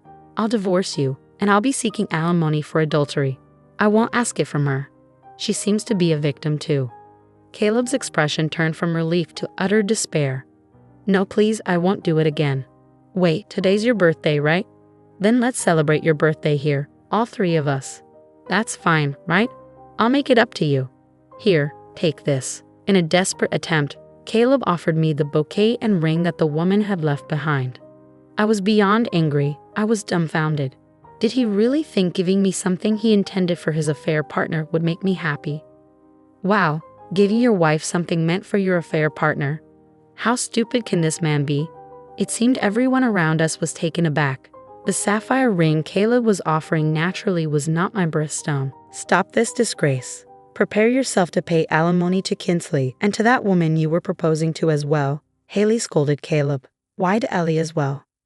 You pretended to be single and deceived that woman. In that case, she has the right to claim compensation for the violation of her chastity rights. Don't you even know that? Furthermore, I'm disowning a scum son like you," Mom declared, her voice firm and resolute. "Mom, you're joking, right? You're abandoning your own son over this after deceiving 2 women. You think over this is going to cut it?" Caleb's pleading tone wavered as he tried to comprehend the gravity of the situation. "I'm not joking. As of today, leave the house and never show your face again. A man like you is no son of mine." Mom's words were final, leaving no room for negotiation. Caleb broke down, crying and huddled on the floor. Haley, who detested dishonesty, could truly not forgive her son's actions. There was no falsehood or hesitation in her declaration of disavowment. The drama seemed endless, and the YouTuber's broadcast was more popular than ever. The emboldened YouTuber approached Caleb with his camera, saying, "Rejected by the mistress, divorced by the wife, and disowned by the parent. You've lost everything, huh? How do you feel now?" Attempting to escape the broadcast, Caleb stood up and tried to flee the restaurant. "Wait, don't run away." Haley grabbed Caleb by the collar, but he fell backwards onto the floor with a thud. The onlookers burst into laughter, finding the situation amusing. Caleb, at a mature age, started crying like a child while lying on the floor. It must have been the pain, humiliation, and shame reaching their limits. Haley and I were troubled. We couldn't cause any more trouble for the restaurant. Surely the restaurant staff must have been thinking, what a day this has turned out to be. Stop crying, pay the bill, and let's go home, I commanded. Haley and I lifted the sobbing Caleb, paid the bill, and repeatedly apologized to the restaurant staff and other customers for the inconvenience. A grown man crying in public like a child, leaving his mother and wife to apologize for his actions, was truly pitiful. The YouTuber was the only one who said, No, you gave us something good to watch. Thank you. On the way to the municipal office in the car, Caleb, thrown into the back seat, cried his eyes out, begging for forgiveness. But both Haley in the passenger seat and I driving ignored him the entire time. After picking up divorce papers at the office, we headed home. Then Haley and I forced a reluctant Caleb to sign the divorce papers, kicked him out of Haley's house along with his belongings, and took away the keys. Caleb banged on the door, yelling, "At least let me stay tonight." But all I replied was, "I thought you were staying at the company tonight." The next morning, after staying at a hotel, when Caleb went to work, it seemed the whole office had learned about Caleb being married while proposing to his mistress, deceiving her, and his disgraceful behavior in the French restaurant. As everyone looked at him disdainfully and whispered behind his back, apparently, the YouTuber's live stream and uploaded video from the previous day quickly became a hot topic. With tweets from those present, photos of Caleb apologizing and falling, clips from the YouTube video, and other angles filmed by other customers circulating online, Caleb's lowest moments in disgrace spread across the internet. The office was abuzz with rumors, and the notorious video had many highlights from the proposal to the wife's appearance, the mistress hitting him, apologizing, divorce, and disavowment declaration, and the fall, attracting viewers who love satisfying stories, dubbing it real-life satisfying drama, with views skyrocketing. The video titled "The Man Who Proposed to Another Woman While Having a Wife Loses Everything" even made it to compilation sites. "You're seriously messed up, man. What the heck were you thinking? Your life's over," Caleb was told by a close colleague, turning his face ashen. No wonder his disgrace was floating forever in the sea of the internet. However, Caleb's misfortune didn't end there. He was called into the president's office that very day and was fired. "Caleb, what have you done?" Caleb's affair partner Ellie turned out to be the daughter of a major client CEO. The client CEO found out about the video through rumors among employees, and after watching it became furious upon discovering his daughter had been deceived. "Our client is furious with our company. I need you to take responsibility and resign," he was told. Caleb couldn't offer any defense. The truth was he had approached Ellie knowing who she was, hoping to benefit from her status, even aspiring to possibly become the next president through her. There was no room for excuses now. Jobless. Caleb found it impossible to get hired anywhere else as his disgrace had become toy fodder on the internet, known to every company's HR department. I relentlessly filed for alimony against him, and Ellie, too, filed for damages against Caleb for deceiving her into a relationship under the pretense of being single, violating her right to chastity. "You enjoy dating me too, right? Why are you demanding alimony from me? I've already lost my job." "Give me a break," Caleb pleaded. But such an argument was futile. In their last meeting, Ellie coldly told him, "Every moment I spent happy with you is now a dark history." Under the watchful and intimidating glare of her father, the company president, eventually Caleb had to pay a hefty sum in alimony to both me and Ellie, forcing him to take on debt. He finally got a job at a labor-intensive, understaffed factory known for its harsh conditions, where he worked exhaustingly hard, hiding his face with a mask. Too busy to even come home, Caleb's lie about his work became his reality. In a male-dominated factory and too busy to find another woman, it's unlikely any woman would be interested in Caleb after such a public downfall. Now, Caleb is afraid to even show his face outside, always wearing a mask when he does. Honestly, I never imagined things would turn out this dire, but it was all Caleb's doing. The saying goes, bad news travels fast. But in today's digital age, a digital tattoo remains forever. A frightening thought. Haley apologized to me numerous times, saying, "I'm so sorry my foolish son caused such trouble. I can't believe I raised him to turn out like this." "It's not your fault, Haley. Having you on my side was truly reassuring. Thank you." It's not uncommon for some mothers to blame the wife when their son cheats, defending their son by saying it's the wife's fault for being inadequate. I'm grateful Haley wasn't like that. Yet it makes me wonder how Caleb turned out this way, despite being raised by such a respectable mother, I said. Thank you. Would you mind staying in touch? You're already like family to me, and even if you divorce Caleb, I'd like you to stay here, Haley proposed. Yes, I'd also prefer that. If you wish so. After such an exchange, we continue to live together and get along like a real family, I agreed. Later, Ellie also came to apologize. Though I didn't know he was married, I'm truly sorry for having an affair with Caleb. I was too shocked at the time to apologize. I'll also pay the alimony, she said. Please don't apologize. There's no need for alimony. You're a victim of that man too, Haley added. That's right, Ellie. You're not to blame. If anyone should apologize, it's me for raising such a foolish son. I'm sorry, Haley expressed. After our conversation, Ellie insisted on making amends and ended up treating us to coffee. Now, the three of us occasionally get together for tea, having become good friends. Nobody cares about your business. My plan comes first before anything else. My daughter's birthday parties are the biggest priority. If you don't get her gifts right away, I'll ruin your daughter's funeral. A deafening yell from my mother-in-law made me regret picking up her call, especially at a funeral. I was shaking with anger. My name is Amy. I'm a housewife in my mid-40s with a high school-aged daughter. You might think a high school girl would be fussy about makeup and fashion, rejecting clothes her mother buys, but my daughter is different. She gets along with me and gladly wears the clothes I pick out. She's a considerate and kind girl, but she's not like most girls her age. She can't lead a normal life, putting on makeup, dressing up, falling in love, and enjoying her student life. It's tough. Are you okay? How's your fever? It's a bit down. Want to eat something? I'm not hungry. I don't want anything. You shouldn't say that. If you don't eat, you won't have any energy. I'll prepare some soup for you, okay? As I worried over my bedridden daughter, I continued with the household chores. My daughter, Hannah, is sickly and suffers from a weak constitution. There's a medical term for her condition, but I won't go into details here. A week after Hannah was born, her umbilical cord fell off and blood gushed out. We rushed her to the hospital where they diagnosed her with a certain disease. Since then, despite numerous treatments, she has never fully recovered and lives with the disease.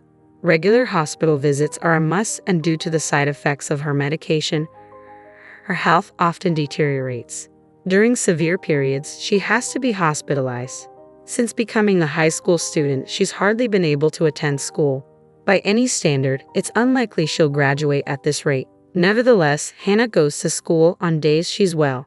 On those days, she tries to be like a normal high school girl, fussing over her hairstyle, which brings a smile to my face. She doesn't wear makeup because it's against school rules.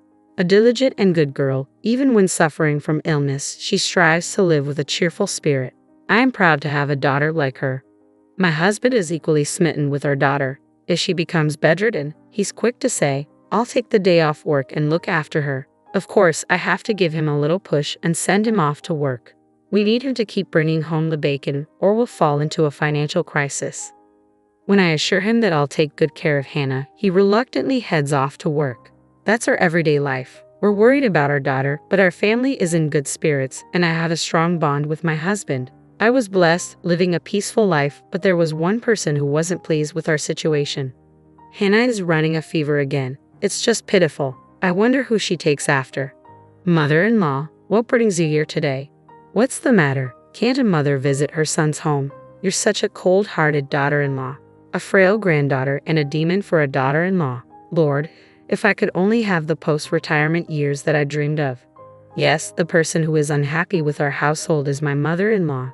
She frequently visits our home, which is just 3 bus stops away, and constantly spews her classic passive-aggressive remarks. She's enjoyed tormenting me ever since we got married. Now she's also unpleasant towards Hannah. Doesn't she find her own granddaughter adorable? My son never ran a fever this frequently. Amy, isn't this something from your side of the family? Mother-in-law, as I've explained countless times, Hannah's illness isn't hereditary. No, I'm sure your family's genes are playing a role here. I always knew taking you into our family was a bad idea. My mother-in-law seems fixated on belittling my family lineage. and her snide remarks never end. Eventually, I've grown accustomed to dealing with her, realizing that arguing is a waste of time. I let out a sigh, grabbed the freshly made soup, and headed to Hannah's room.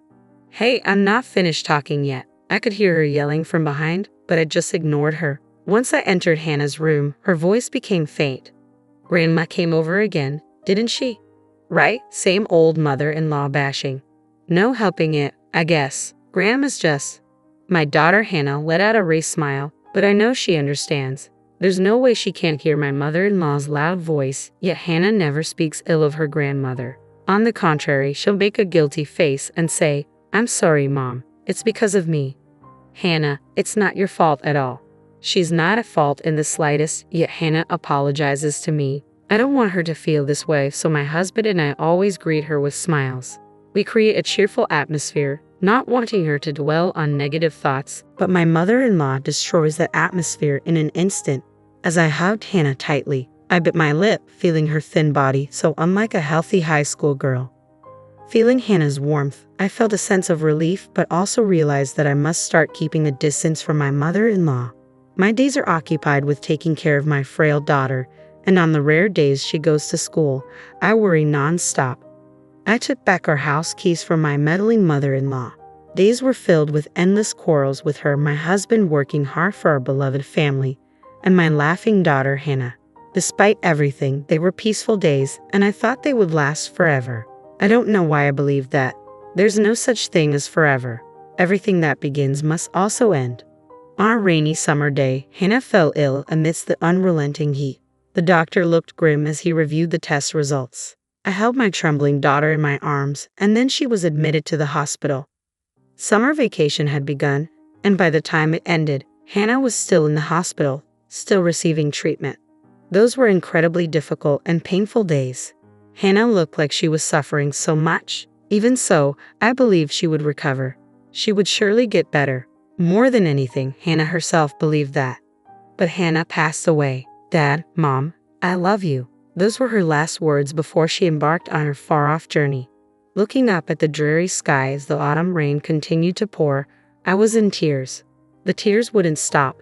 It was raining during the funeral too. It felt like the sky was crying for me as I was too busy to even shed tears. The tears I shed on the day Hannah passed away have now dried up. I was that busy. My husband too had taken time off work and was rushing around. I was swamped with contacting relatives and Hannah's school. That's the only way I could cope. I couldn't stand it unless I was busy. The loss I felt from losing Hannah was that immense. Many people came to the funeral in the rain. Even though she didn't go to school much, many of her friends came to pay their respects, and they all cried. There were kids who screamed and cried out in disbelief. Some broke down, crying, saying they would love her forever. Watching them, I felt a perverse sense of happiness. Everyone loved Hannah. Knowing that she was a child who was so loved, I couldn't help but feel happy. Many people spoke to me, and they all praised Hannah. My parents hugged me as they cried, and I couldn't help but break down in tears. It was then that my phone, which was in the pocket of my black funeral attire, vibrated. I had my phone on me in case someone needed directions to the funeral, so I quickly stepped away from my seat and looked at the screen. The caller ID showed it was my mother-in-law. My father-in-law had already passed away, and although I had contacted my mother-in-law, she hadn't come to the hospital during Hannah's final moments, claiming it was impossible because she was far away. She said she couldn't attend the funeral today either because she had something important to do. But I wondered if she might have changed her mind and wanted to say goodbye to her grandchild. So I answered the phone, but I instantly regretted it. "Amy, what on earth are you doing?" She yelled at me. "Huh? I'm at Hannah's funeral. Stop joking around and get over here right now to your place." "That's impossible. What are you talking about?" "Right back at you. I told you I had something important to do today, didn't I? Hurry back and help me out. I don't have anything more important than my daughter's funeral. Nobody cares about your business. My plan comes first before anything else." What on earth is she talking about? As a mother, my daughter's funeral is the most important thing right now, and it's wrong of my mother-in-law not to even care about her grandchild's funeral. My mother-in-law had been adamant about not going to the funeral, no matter what my husband said. "Why do I have to help you with your stuff? If it's more important than your granddaughter's funeral, why don't you handle it yourself? You're my daughter-in-law. You're supposed to help me." I don't understand what you mean. I'm celebrating my super precious daughter's birthday. There's nothing more important than this in the world. Excuse me, I couldn't help but take an extraordinarily long time to respond. What did you just say? My daughter is coming home after such a long time, and coincidentally, it's her birthday too. We have to celebrate it grandly, don't we? Like I care. So, I need to thoroughly clean my house and prepare a huge feast. Come over here fast.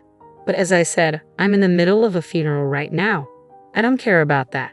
My daughter is more important than my granddaughter. Also, bring a present with a budget of over $500. Hurry up. If you don't bring any gift right now, I'll ruin your funeral. Click. I hung up on her. I couldn't stand to listen any longer. If I had to hear any more from my mother-in-law, I felt like I'd march over there with a baseball bat. Just how selfish can she be? Prioritizing her daughter over her granddaughter at a time like this? I'm not saying they should be compared, but to say her daughter's birthday is more important than Hannah's funeral. She must be kidding. I told my husband, Mike, everything that had happened, and we decided to ignore her. Mike tried to contact Sandy, but either she was still on the plane or we just couldn't reach her. Pulling myself together and regaining my composure, I returned to shedding tears at my daughter's funeral. The day after the funeral, Sandy visited our place. She had read Mike's email and flew here right away. She thought it would be faster to come home than to try to get in touch while traveling from where she lives, but it took her a long time to get here. In the end, she didn't make it to the funeral.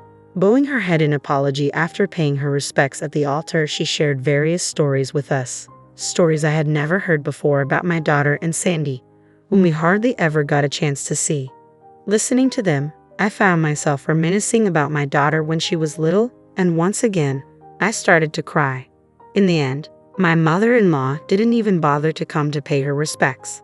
My sister-in-law, Sandy, deeply bowed her head and apologized for this. I'll do something about my mom, she said before leaving, but I wondered what she meant by that. A few days later, the reality that my daughter was gone still hadn't sunk in, and I found myself in her room, holding on to the memories she left behind. I gently stroked her study desk. The room, untouched since her death, was filled with so many memories of her. Just as I felt like I was about to cry again, the doorbell rang unexpectedly. Startled, I quickly wiped away my tears and looked at the monitor. To my surprise, it was my mother-in-law, the same woman who had injured both my husband and me with her inappropriate remarks on the day of the funeral. She hadn't come to pay her respects and hadn't shown up in the days since. What does she want now? I had no intention of opening the door, so I responded via the intercom. What can I do for you, mother-in-law? Oh, Amy, please help me, she said. Her unexpected plea for help left me puzzled. I might end up joining my granddaughter if this keeps up. Please help me, she exclaimed, saying something unthinkable. Wondering what was going on, I reluctantly opened the front door and my mother-in-law fell in. What's going on? Help me, my daughter, my daughter. While I was trying to understand what she was saying, a figure suddenly came into view. Well, here you are, Mom, the figure said. It was Sandy. She had a smiling face, but it gave off a silent pressure. She's here, huh? What? Seeing the pale face of my mother-in-law, who screamed at the sight of Sandy, I was completely stunned. What on earth is happening? Oh, come on, don't say things like she's here. It's rude. See, Mom, it's your cute daughter, right? No, not cute at all. What in the world is going on? Just the other day, she was talking about her daughter's birthday being more important than my daughter's funeral.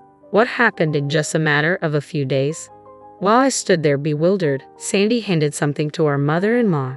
Don't worry, the next part is much easier. Here, you just need to put this on your head and go about your life. Saying this, Sandy put it on my mother-in-law's head. She shook it off and hid behind me. I'm not wearing that. Why not? People will think I'm a weirdo if I walk around with that on my head. Wondering what on earth it was, I looked at the object that had fallen to the floor. It was a mask, not the kind you would see at a fair, but something else. A mask that you might see worn by a tribe living deep in Africa during some strange ritual, the kind of thing a shaman might like. And why does Sandy have something like this? Why put it on my mother-in-law's head? This mask is used for fortune-telling, Sandy explained. Where I live, Sandy explained in response to my question, this mask has an interesting history. It's a great craft work that has been passed down since ancient times. I was stunned. Well, yeah, it looks like it. So you're going to put this mask on top of my mother-in-law's head, not on her face? Right, if it's on her face, she wouldn't be able to see anything. This isn't an ordinary mask with holes for the eyes. If it did have holes, I wouldn't mind letting her wear it on her face. And what happens when she puts it on? Oh, you didn't know? This mask has a demon-repelling effect. As if I would know about such an effect. A demon repellent, exactly, no matter how hard you think about it. She's clearly possessed by a demon, right? Sandy pointed at my mother-in-law. Her own daughter saying such a thing. So this is what she meant by, I'll do something about my mom. If she wears this for a few days, I think she'll definitely become a normal human being with morals.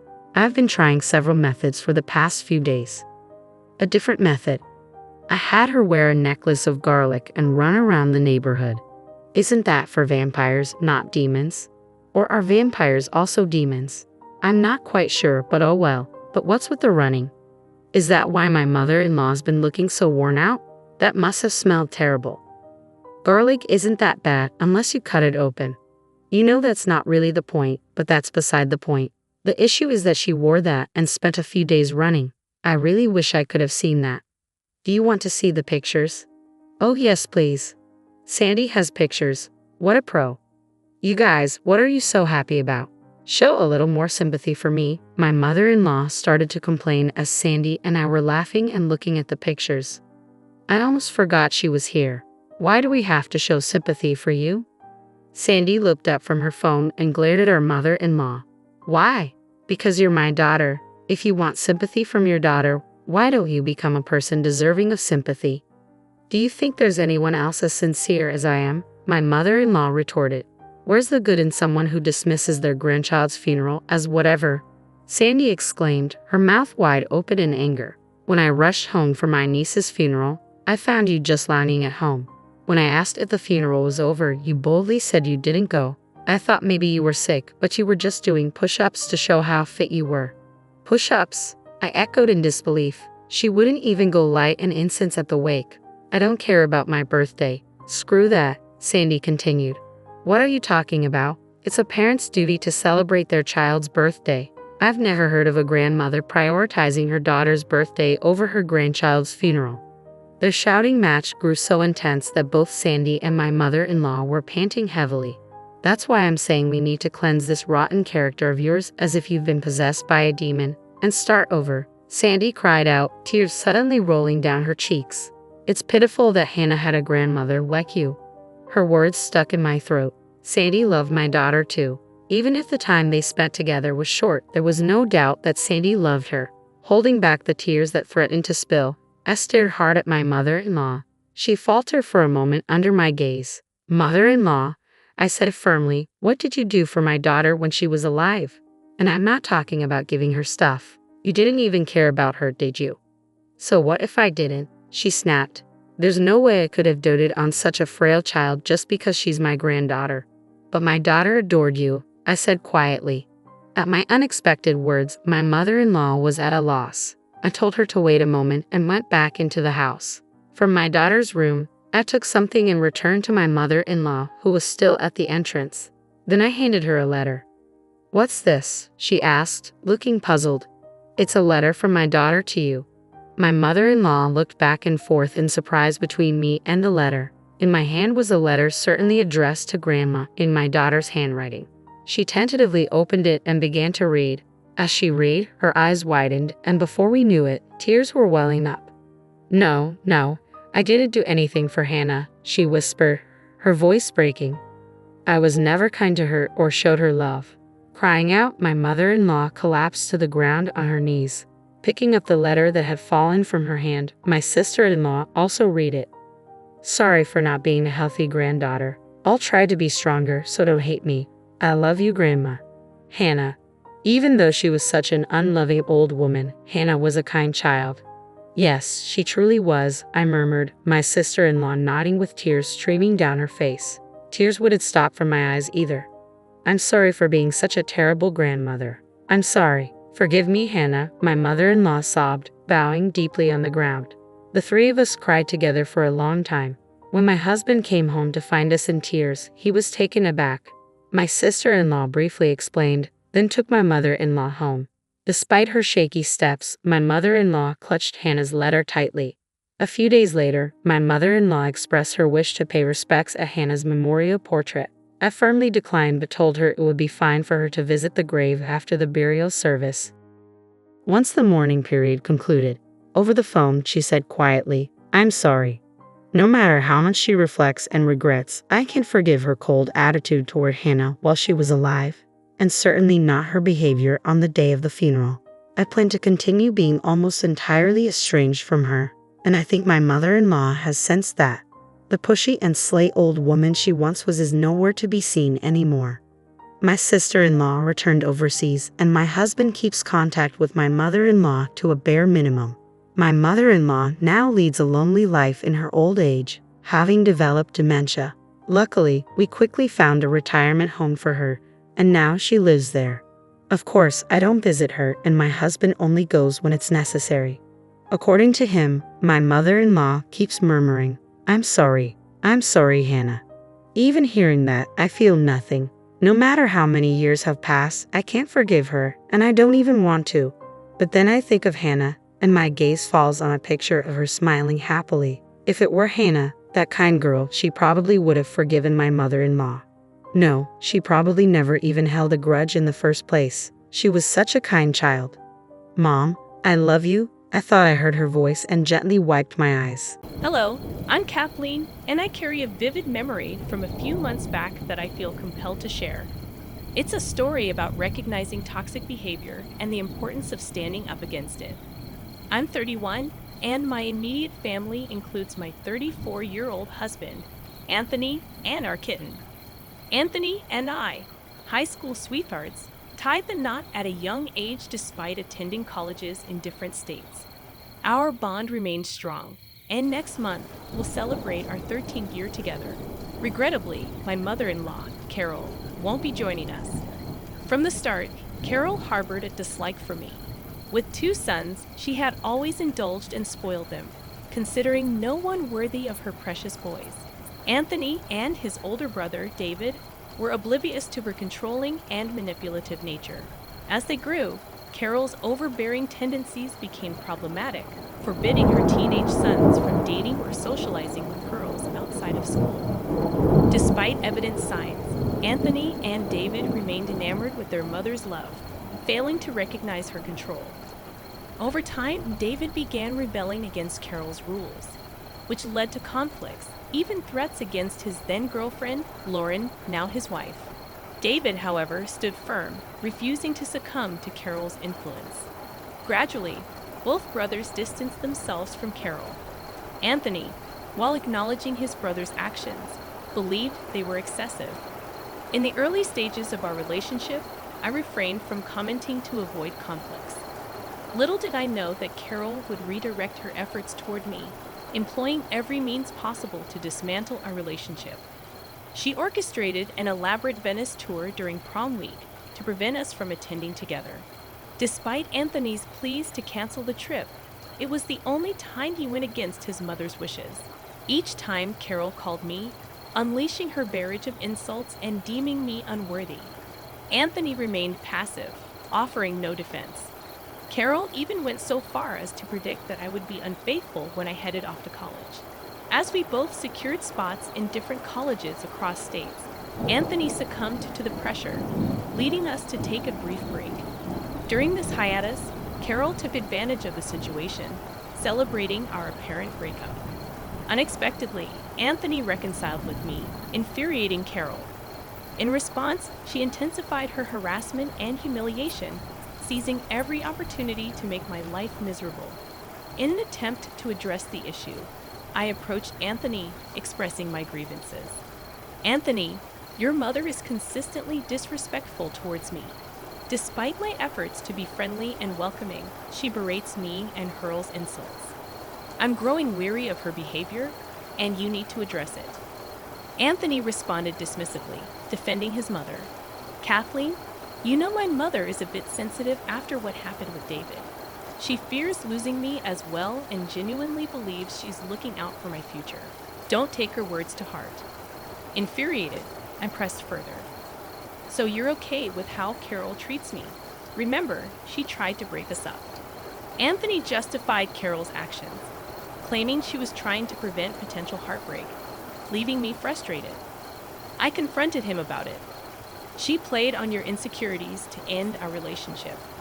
How can you justify that despite my efforts to make him see my perspective? Anthony remained unconvinced.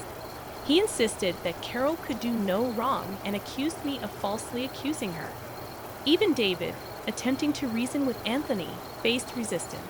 Anthony accused David of betraying their mother, creating an awkward and strained dynamic between the two brothers. David ultimately married Amy, his high school sweetheart, the same person Carol had tried to scare off. Although David invited me to the wedding, he deliberately omitted to inform Carol, leading to her emotional distress. Carol desperately attempted to persuade Anthony to intervene and secure an invitation for her. Anthony, known for being a mama's boy, engaged in a heated argument with David about Carol. Initially reluctant to attend the wedding to support Carol, Anthony faced my challenge, questioning whether boycotting the event was justified given Carol's history with David and Amy. I pointed out Carol's persistent complaints about Amy supposedly taking David away from her during high school, attempting to defuse the situation. I asserted that it was a misunderstanding, acknowledging that mothers can sometimes become overly involved. I emphasized the importance of family, urging everyone to mend bridges and refrain from holding grudges. I reminded Anthony that the decision of whom to invite to the wedding rested with David and Amy. I emphasized the need to respect their autonomy, discouraging any requests. Despite my inability to attend the wedding, I expressed my concern that they might be making a mistake. Planning to RSVP the following day in the hope of influencing their decision, highlighting the potential consequences.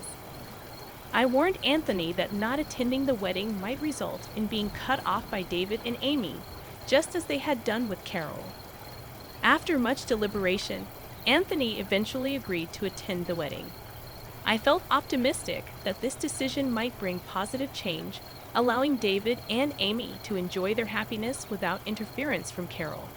They chose to organize the wedding far away to prevent Carol from showing up. However, Carol's reaction was intense when Anthony showed her pictures from the wedding. She cried on his shoulders and insisted on his company for a month. Anthony even canceled our planned Colorado trip to make amends with her.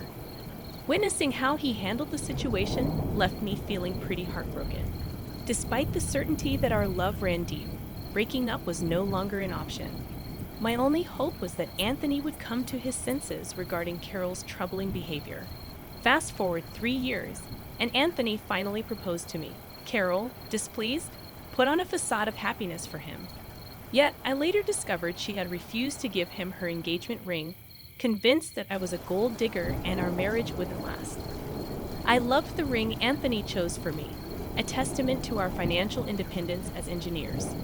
Carol's jewelry was the last thing I desired. Wedding planning became a nightmare as Carol inserted herself into every aspect, from cake tasting to venue selection. Disapproving of my vintage theme, she deemed it boring and tacky. Despite my indifference, Anthony and I carefully considered every decision. Frustrated, I confronted him, insisting that his mom needed to give us space. This is getting ridiculous. We're the ones getting married, and your mom needs to let us decide on our own. I don't need her input on everything. She hates every decision I make. You need to tell her to back off.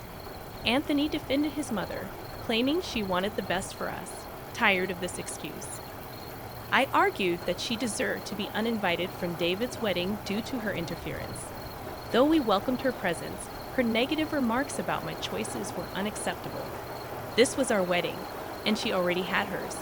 After much coaxing, Anthony finally asked Carol to back off. Though she threw a fit, she toned it down. Unfortunately, Anthony prioritized her choices and made several changes. Initially sad, I recognized it was also his day and chose to go along in some places to avoid further trouble. I had not yet found the courage to stand up for myself, and Anthony seemed lost in a fog, unable to think clearly. The wedding turned into another disaster when Carol showed up in a white dress so sparkly and lacy that it resembled a bridal gown. Fortunately, Anthony recognized the issue and insisted she changed before the ceremony. Feigning ignorance, Carol claimed she didn't have another dress. However, my maid of honor and best friend came to the rescue, producing a pale blue gown that fit Carol perfectly. Anticipating her intention to wear white, I had purchased a decent dress for her on my dime. With no excuses left, Carol had to wear the provided dress. During the reception, she delivered tearful speeches about losing her children to awful women, targeting both me and Lauren, who were avoiding her. Carol also disparaged our relationship, portraying herself as the victimized mother-in-law. The wedding attendees looked uncomfortable, and even her own family was mortified. My maid of honor swiftly took the microphone, redirecting the atmosphere. On our honeymoon, Carol incessantly called us, reaching out to Anthony and crying about feeling lonely. She bombarded us with 5 calls a day, and when unable to reach Anthony, she called me, accusing me of taking her son away. Just a month after the wedding, she insisted that no matter what I did, he would always choose her over me, asserting that he would never love me more than his mom. Attempting to reason with her, I explained that we were on our honeymoon and she needed to stop calling us so frequently. When Anthony's phone died, he went back to our room to charge it, emphasizing that there was no intention of keeping him away from her. Kathleen, it's clear to me how driven you are by greed. Your sole focus is on extracting money from him, ignoring the fact that he supports me financially and genuinely cares for me, something he's been doing since his father passed away a decade ago. Carol, you may be his mother, and it's natural for him to support you. But I am financially stable on my own and have no interest in his money. Stop falsely accusing me of trying to exploit him. Enough with your baseless accusations. You might deceive him, but I see through your intentions. Hand over the phone to my husband. I need to speak with him urgently. During our honeymoon, I endured numerous conversations like this with Kathleen. When we returned home, dealing with her incessant crying became a daily struggle, all because we didn't take her along. Even now, she scolded my husband for going without her. Anthony, as always, did his best to console his mother, overlooking my concerns. I was gradually finding my voice to stand up for myself. Things were relatively stable until a few months ago when I discovered I was pregnant with our first child. Excitement filled us, and Anthony wanted to share the news with Carol immediately. Despite my reservations, I agreed. However, instead of joy, Carol reacted with tears and accusations. She accused me of trapping him with a baby, insinuating that I had cheated on Anthony. Despite my husband's attempts to calm her, she remained obstinate.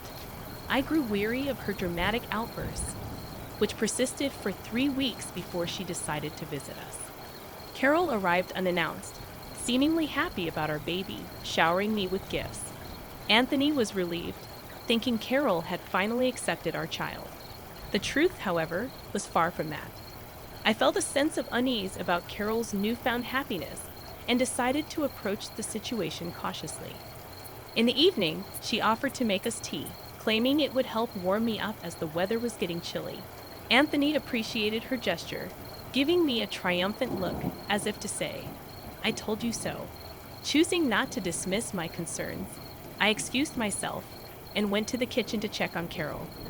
I'd observed her preparing tea and adding something from a carton. Both my husband and I are lactose intolerant, using a specific brand of oat milk for our tea. However, Carol was using a different carton that caught my attention. She used oat milk for 1 cup, but opted for the suspicious carton for the other.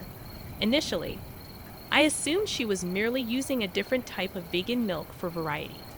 Despite this, my unease persisted when she handed me the suspicious mug. Feeling a sudden panic, I impulsively switched my husband's cup with mine when they weren't looking. We drank tea, and throughout the evening, Carol seemed to smirk at me from across the couch. Fortunately, nothing untoward happened for the remainder of the night. However, in the early hours of dawn, I heard my husband vomiting in the bathroom. He made several trips, and the noise woke me up.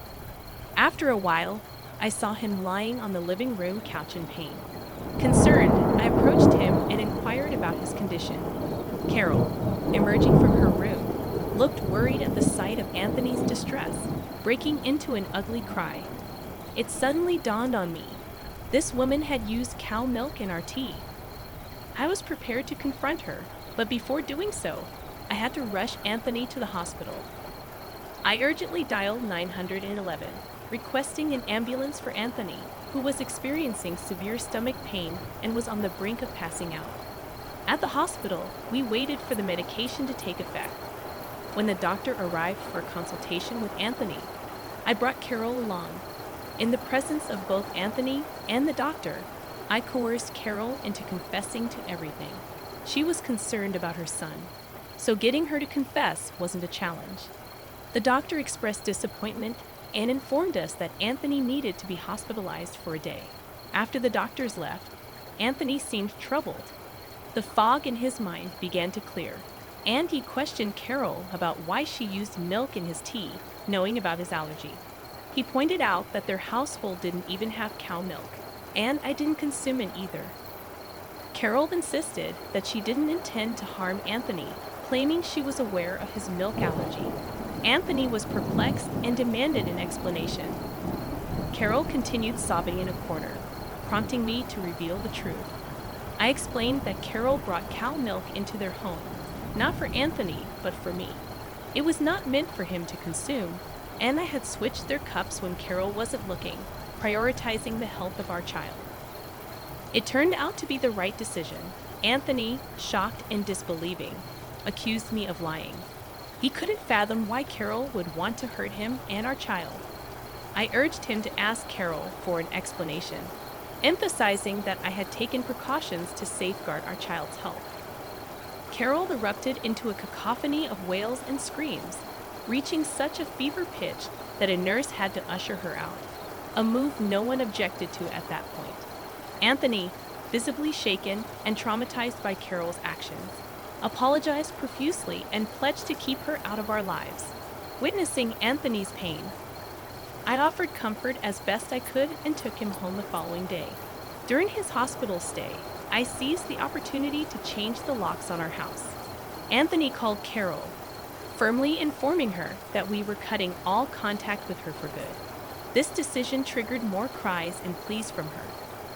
Insisting that as his mother, he couldn't sever ties, Anthony resolutely rejected her pleas, highlighting how her actions had harmed our family. He emphasized that he wouldn't tolerate it any longer. Acknowledging that he had been blind to her detrimental influence, Carol confessed her motivations, admitting that she sought to hurt me and make me suffer because she felt neglected. Anthony, unyielding, deemed her actions unforgivable, especially considering the potential harm if I had consumed the tea she prepared. Expressing his disgust, Anthony firmly rejected her presence and cut off all communication. We changed the locks to prevent her from entering our home, and when she attempted to force her way in, we called the authorities, blocking her on phones and social media. We informed our extended family about the situation, and their unanimous disapproval further isolated Carol. After discussing her actions and reviewing evidence from security cameras and her confession to the doctor, we successfully obtained a restraining order against her. Though she tried to gather information from our extended family, none entertained her demands. We withdrew financial support, prompting her to secure a job at Walmart to support herself. Gradually rebuilding our relationship with David and Lauren, Anthony, and David resolved their issues through a heart-to-heart conversation. Lauren and I, already good friends, strengthened our bond further. My husband, having come to his senses, shielded me from Carol's influence, and we eagerly anticipated the arrival of our child, with an agreement not to allow Carol any relationship with our future family. Enjoying the newfound peace in our household after Carol's departure, we considered moving to David City after our child's birth. Uncertain about the future, we remained positive that we would overcome any challenges together. How much did you inherit? Simon's question came out of nowhere, catching me off guard on the night of my father's funeral. I was still reeling from my grief when he asked, "I heard your father had an inheritance of $3 million. So once again, how much did you get? The inquiry gave me an unsettling feeling. Distraught and desperate to avoid further tension, I lied. Nothing. I didn't inherit anything. It seems my sister and mother are the ones who received it. Simon's face lit up with a triumphant grin. I knew it. Your parents always said you were incompetent and that they didn't care about you. I'm glad my instincts were right. What? I could barely process his words. I want a divorce, he declared coldly. I can't be with someone who's poor now. I've already found someone else. I need you out of my life. With that, Simon had me sign the divorce papers. His family mocked me for my misery, but they were mistaken. They could never understand how relieved I felt to be rid of Simon's betrayal. My name is Jane. I come from a family of 4 with a younger sister named Kim. From a young age, Kim and I never got along. My mother, Anne, always sided with Kim, leaving me feeling isolated, though I eventually became accustomed to it. My father, Dan, was the only one who seemed to care, but his demanding job kept him away from home, leaving me alone with my feelings of abandonment. Even as an adult, my situation remained unchanged. I wasn't allowed to attend college due to tuition fees. Yet, when Kim was set to enroll in a private college, my mother insisted that it would be a waste not to send her despite my own lack of educational opportunities. Jane, you're not sharp or smart like Kim. It's only right that you support her education and contribute to the household. It's what any responsible older sister would do, my mother said, as if it were common sense. Her words stung deeply, and tears streamed down my face. Kim looked at me with disdain, adding, "It's your own fault, you're incompetent. You're uglier and less successful than me, so you should try harder. If you can't do that, you're worthless." The toxicity of my family environment drove me to leave home once I started working. Living alone wasn't difficult for me. It felt liberating. Initially, my father sent me a small amount of money to help out, but after 6 months, that stopped. Instead, I received a letter from my mother accusing me of theft. "Your father was sending you money without our permission. You have no right to it because you haven't contributed to Kim's tuition or supported us. I'll be sending you an invoice for the total amount you received. Make sure to refund it. Stop being a thief." My mother's resentment was clear, and she sent an invoice calculated to cover the exact amount of alimony, demanding repayment for the money I had received from my father. I was deeply uncomfortable discussing or debating the matter any further, so I complied with my mother's demands, sent the money, and quietly moved to a new apartment. A few years later, I married Simon, whom I met at work. Determined to sever ties with my past, I decided to inform my parents about my marriage. When I returned to their house, I was struck by how much my father had aged. The once industrious man now looked frail and bent, struggling even to stand. "Oh, you're back," my mother remarked with disdain. "I wonder what this ungrateful daughter, who never sends any money home, wants?" When I asked about my father's condition, my mother sneered. "He injured his back about a year ago and can't work anymore. Now he just stays at home and gets in my way. He's as useless as you are, Jane." Simon was taken aback by my mother's harsh words, but his attention quickly shifted when he saw my sister Kim. "Wow, you're Jane's sister. You're stunning. I can hardly believe you two are related." Kim, who had grown more self-centered since starting college, now sported flashy clothes and a vibrant hair color that seemed inappropriate for her age. Despite being old enough to have graduated, she still seemed like a student, which reflected her lack of seriousness about her studies. "This guy is your husband, Jane," Kim said, eyeing Simon with feigned sweetness. "He's quite handsome and seems way too good for you. I almost feel sorry for him." Kim deliberately flirted with Simon, her touches and compliments clearly meant to show off. It pained me to see Simon so delighted by Kim's attention, but I resolved to stay focused on my plans. I was marrying Simon, and that was final. "I'm going to cut ties with all of you," I declared. "Well, if you're going to do that, could you at least wait until I've finished taking care of your father?" My mother replied, barely looking up from her snacks. "I need to look after him. But honestly, I don't want to, and I definitely don't want Kim to deal with it either. It's her college life, after all. It would be a shame to distract her with such a bothersome task. You should be responsible for taking care of your father, Jane. Both of you are incompetent, so you'll get along just fine." Her words infuriated me, but I knew I couldn't ignore my father's needs. From that day forward, I began visiting my parents' house frequently to care for him. As I took on this responsibility, I discovered that neither my mother nor Kim worked. Kim didn't have a part-time job, and my mother had been a stay-at-home since my father's collapse. Yet they frequently dined out and shopped extravagantly. To my shock, they had even taken my father's bankbook without his permission, spending his savings as if it were their own. My father was aware of their actions but chose to remain silent. "Dad, they'll keep doing this unless we do something about it. Why didn't you tell me sooner?"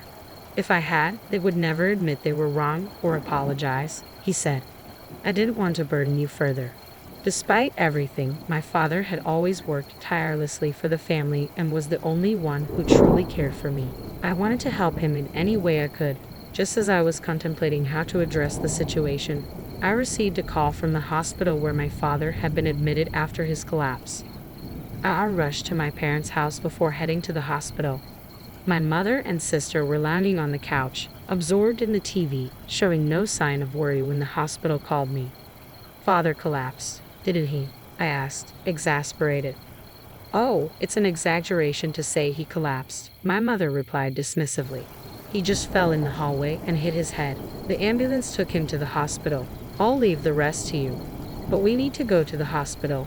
I'm worried about Father," I insisted. "Shut up," she snapped. "If he doesn't make it, the insurance will cover it. Why are you getting so emotional?" My mother's coldness and her indifference made me sick. I left them behind and rushed to the hospital. At the hospital, I found my father lying in bed, hooked up to various tubes and barely conscious.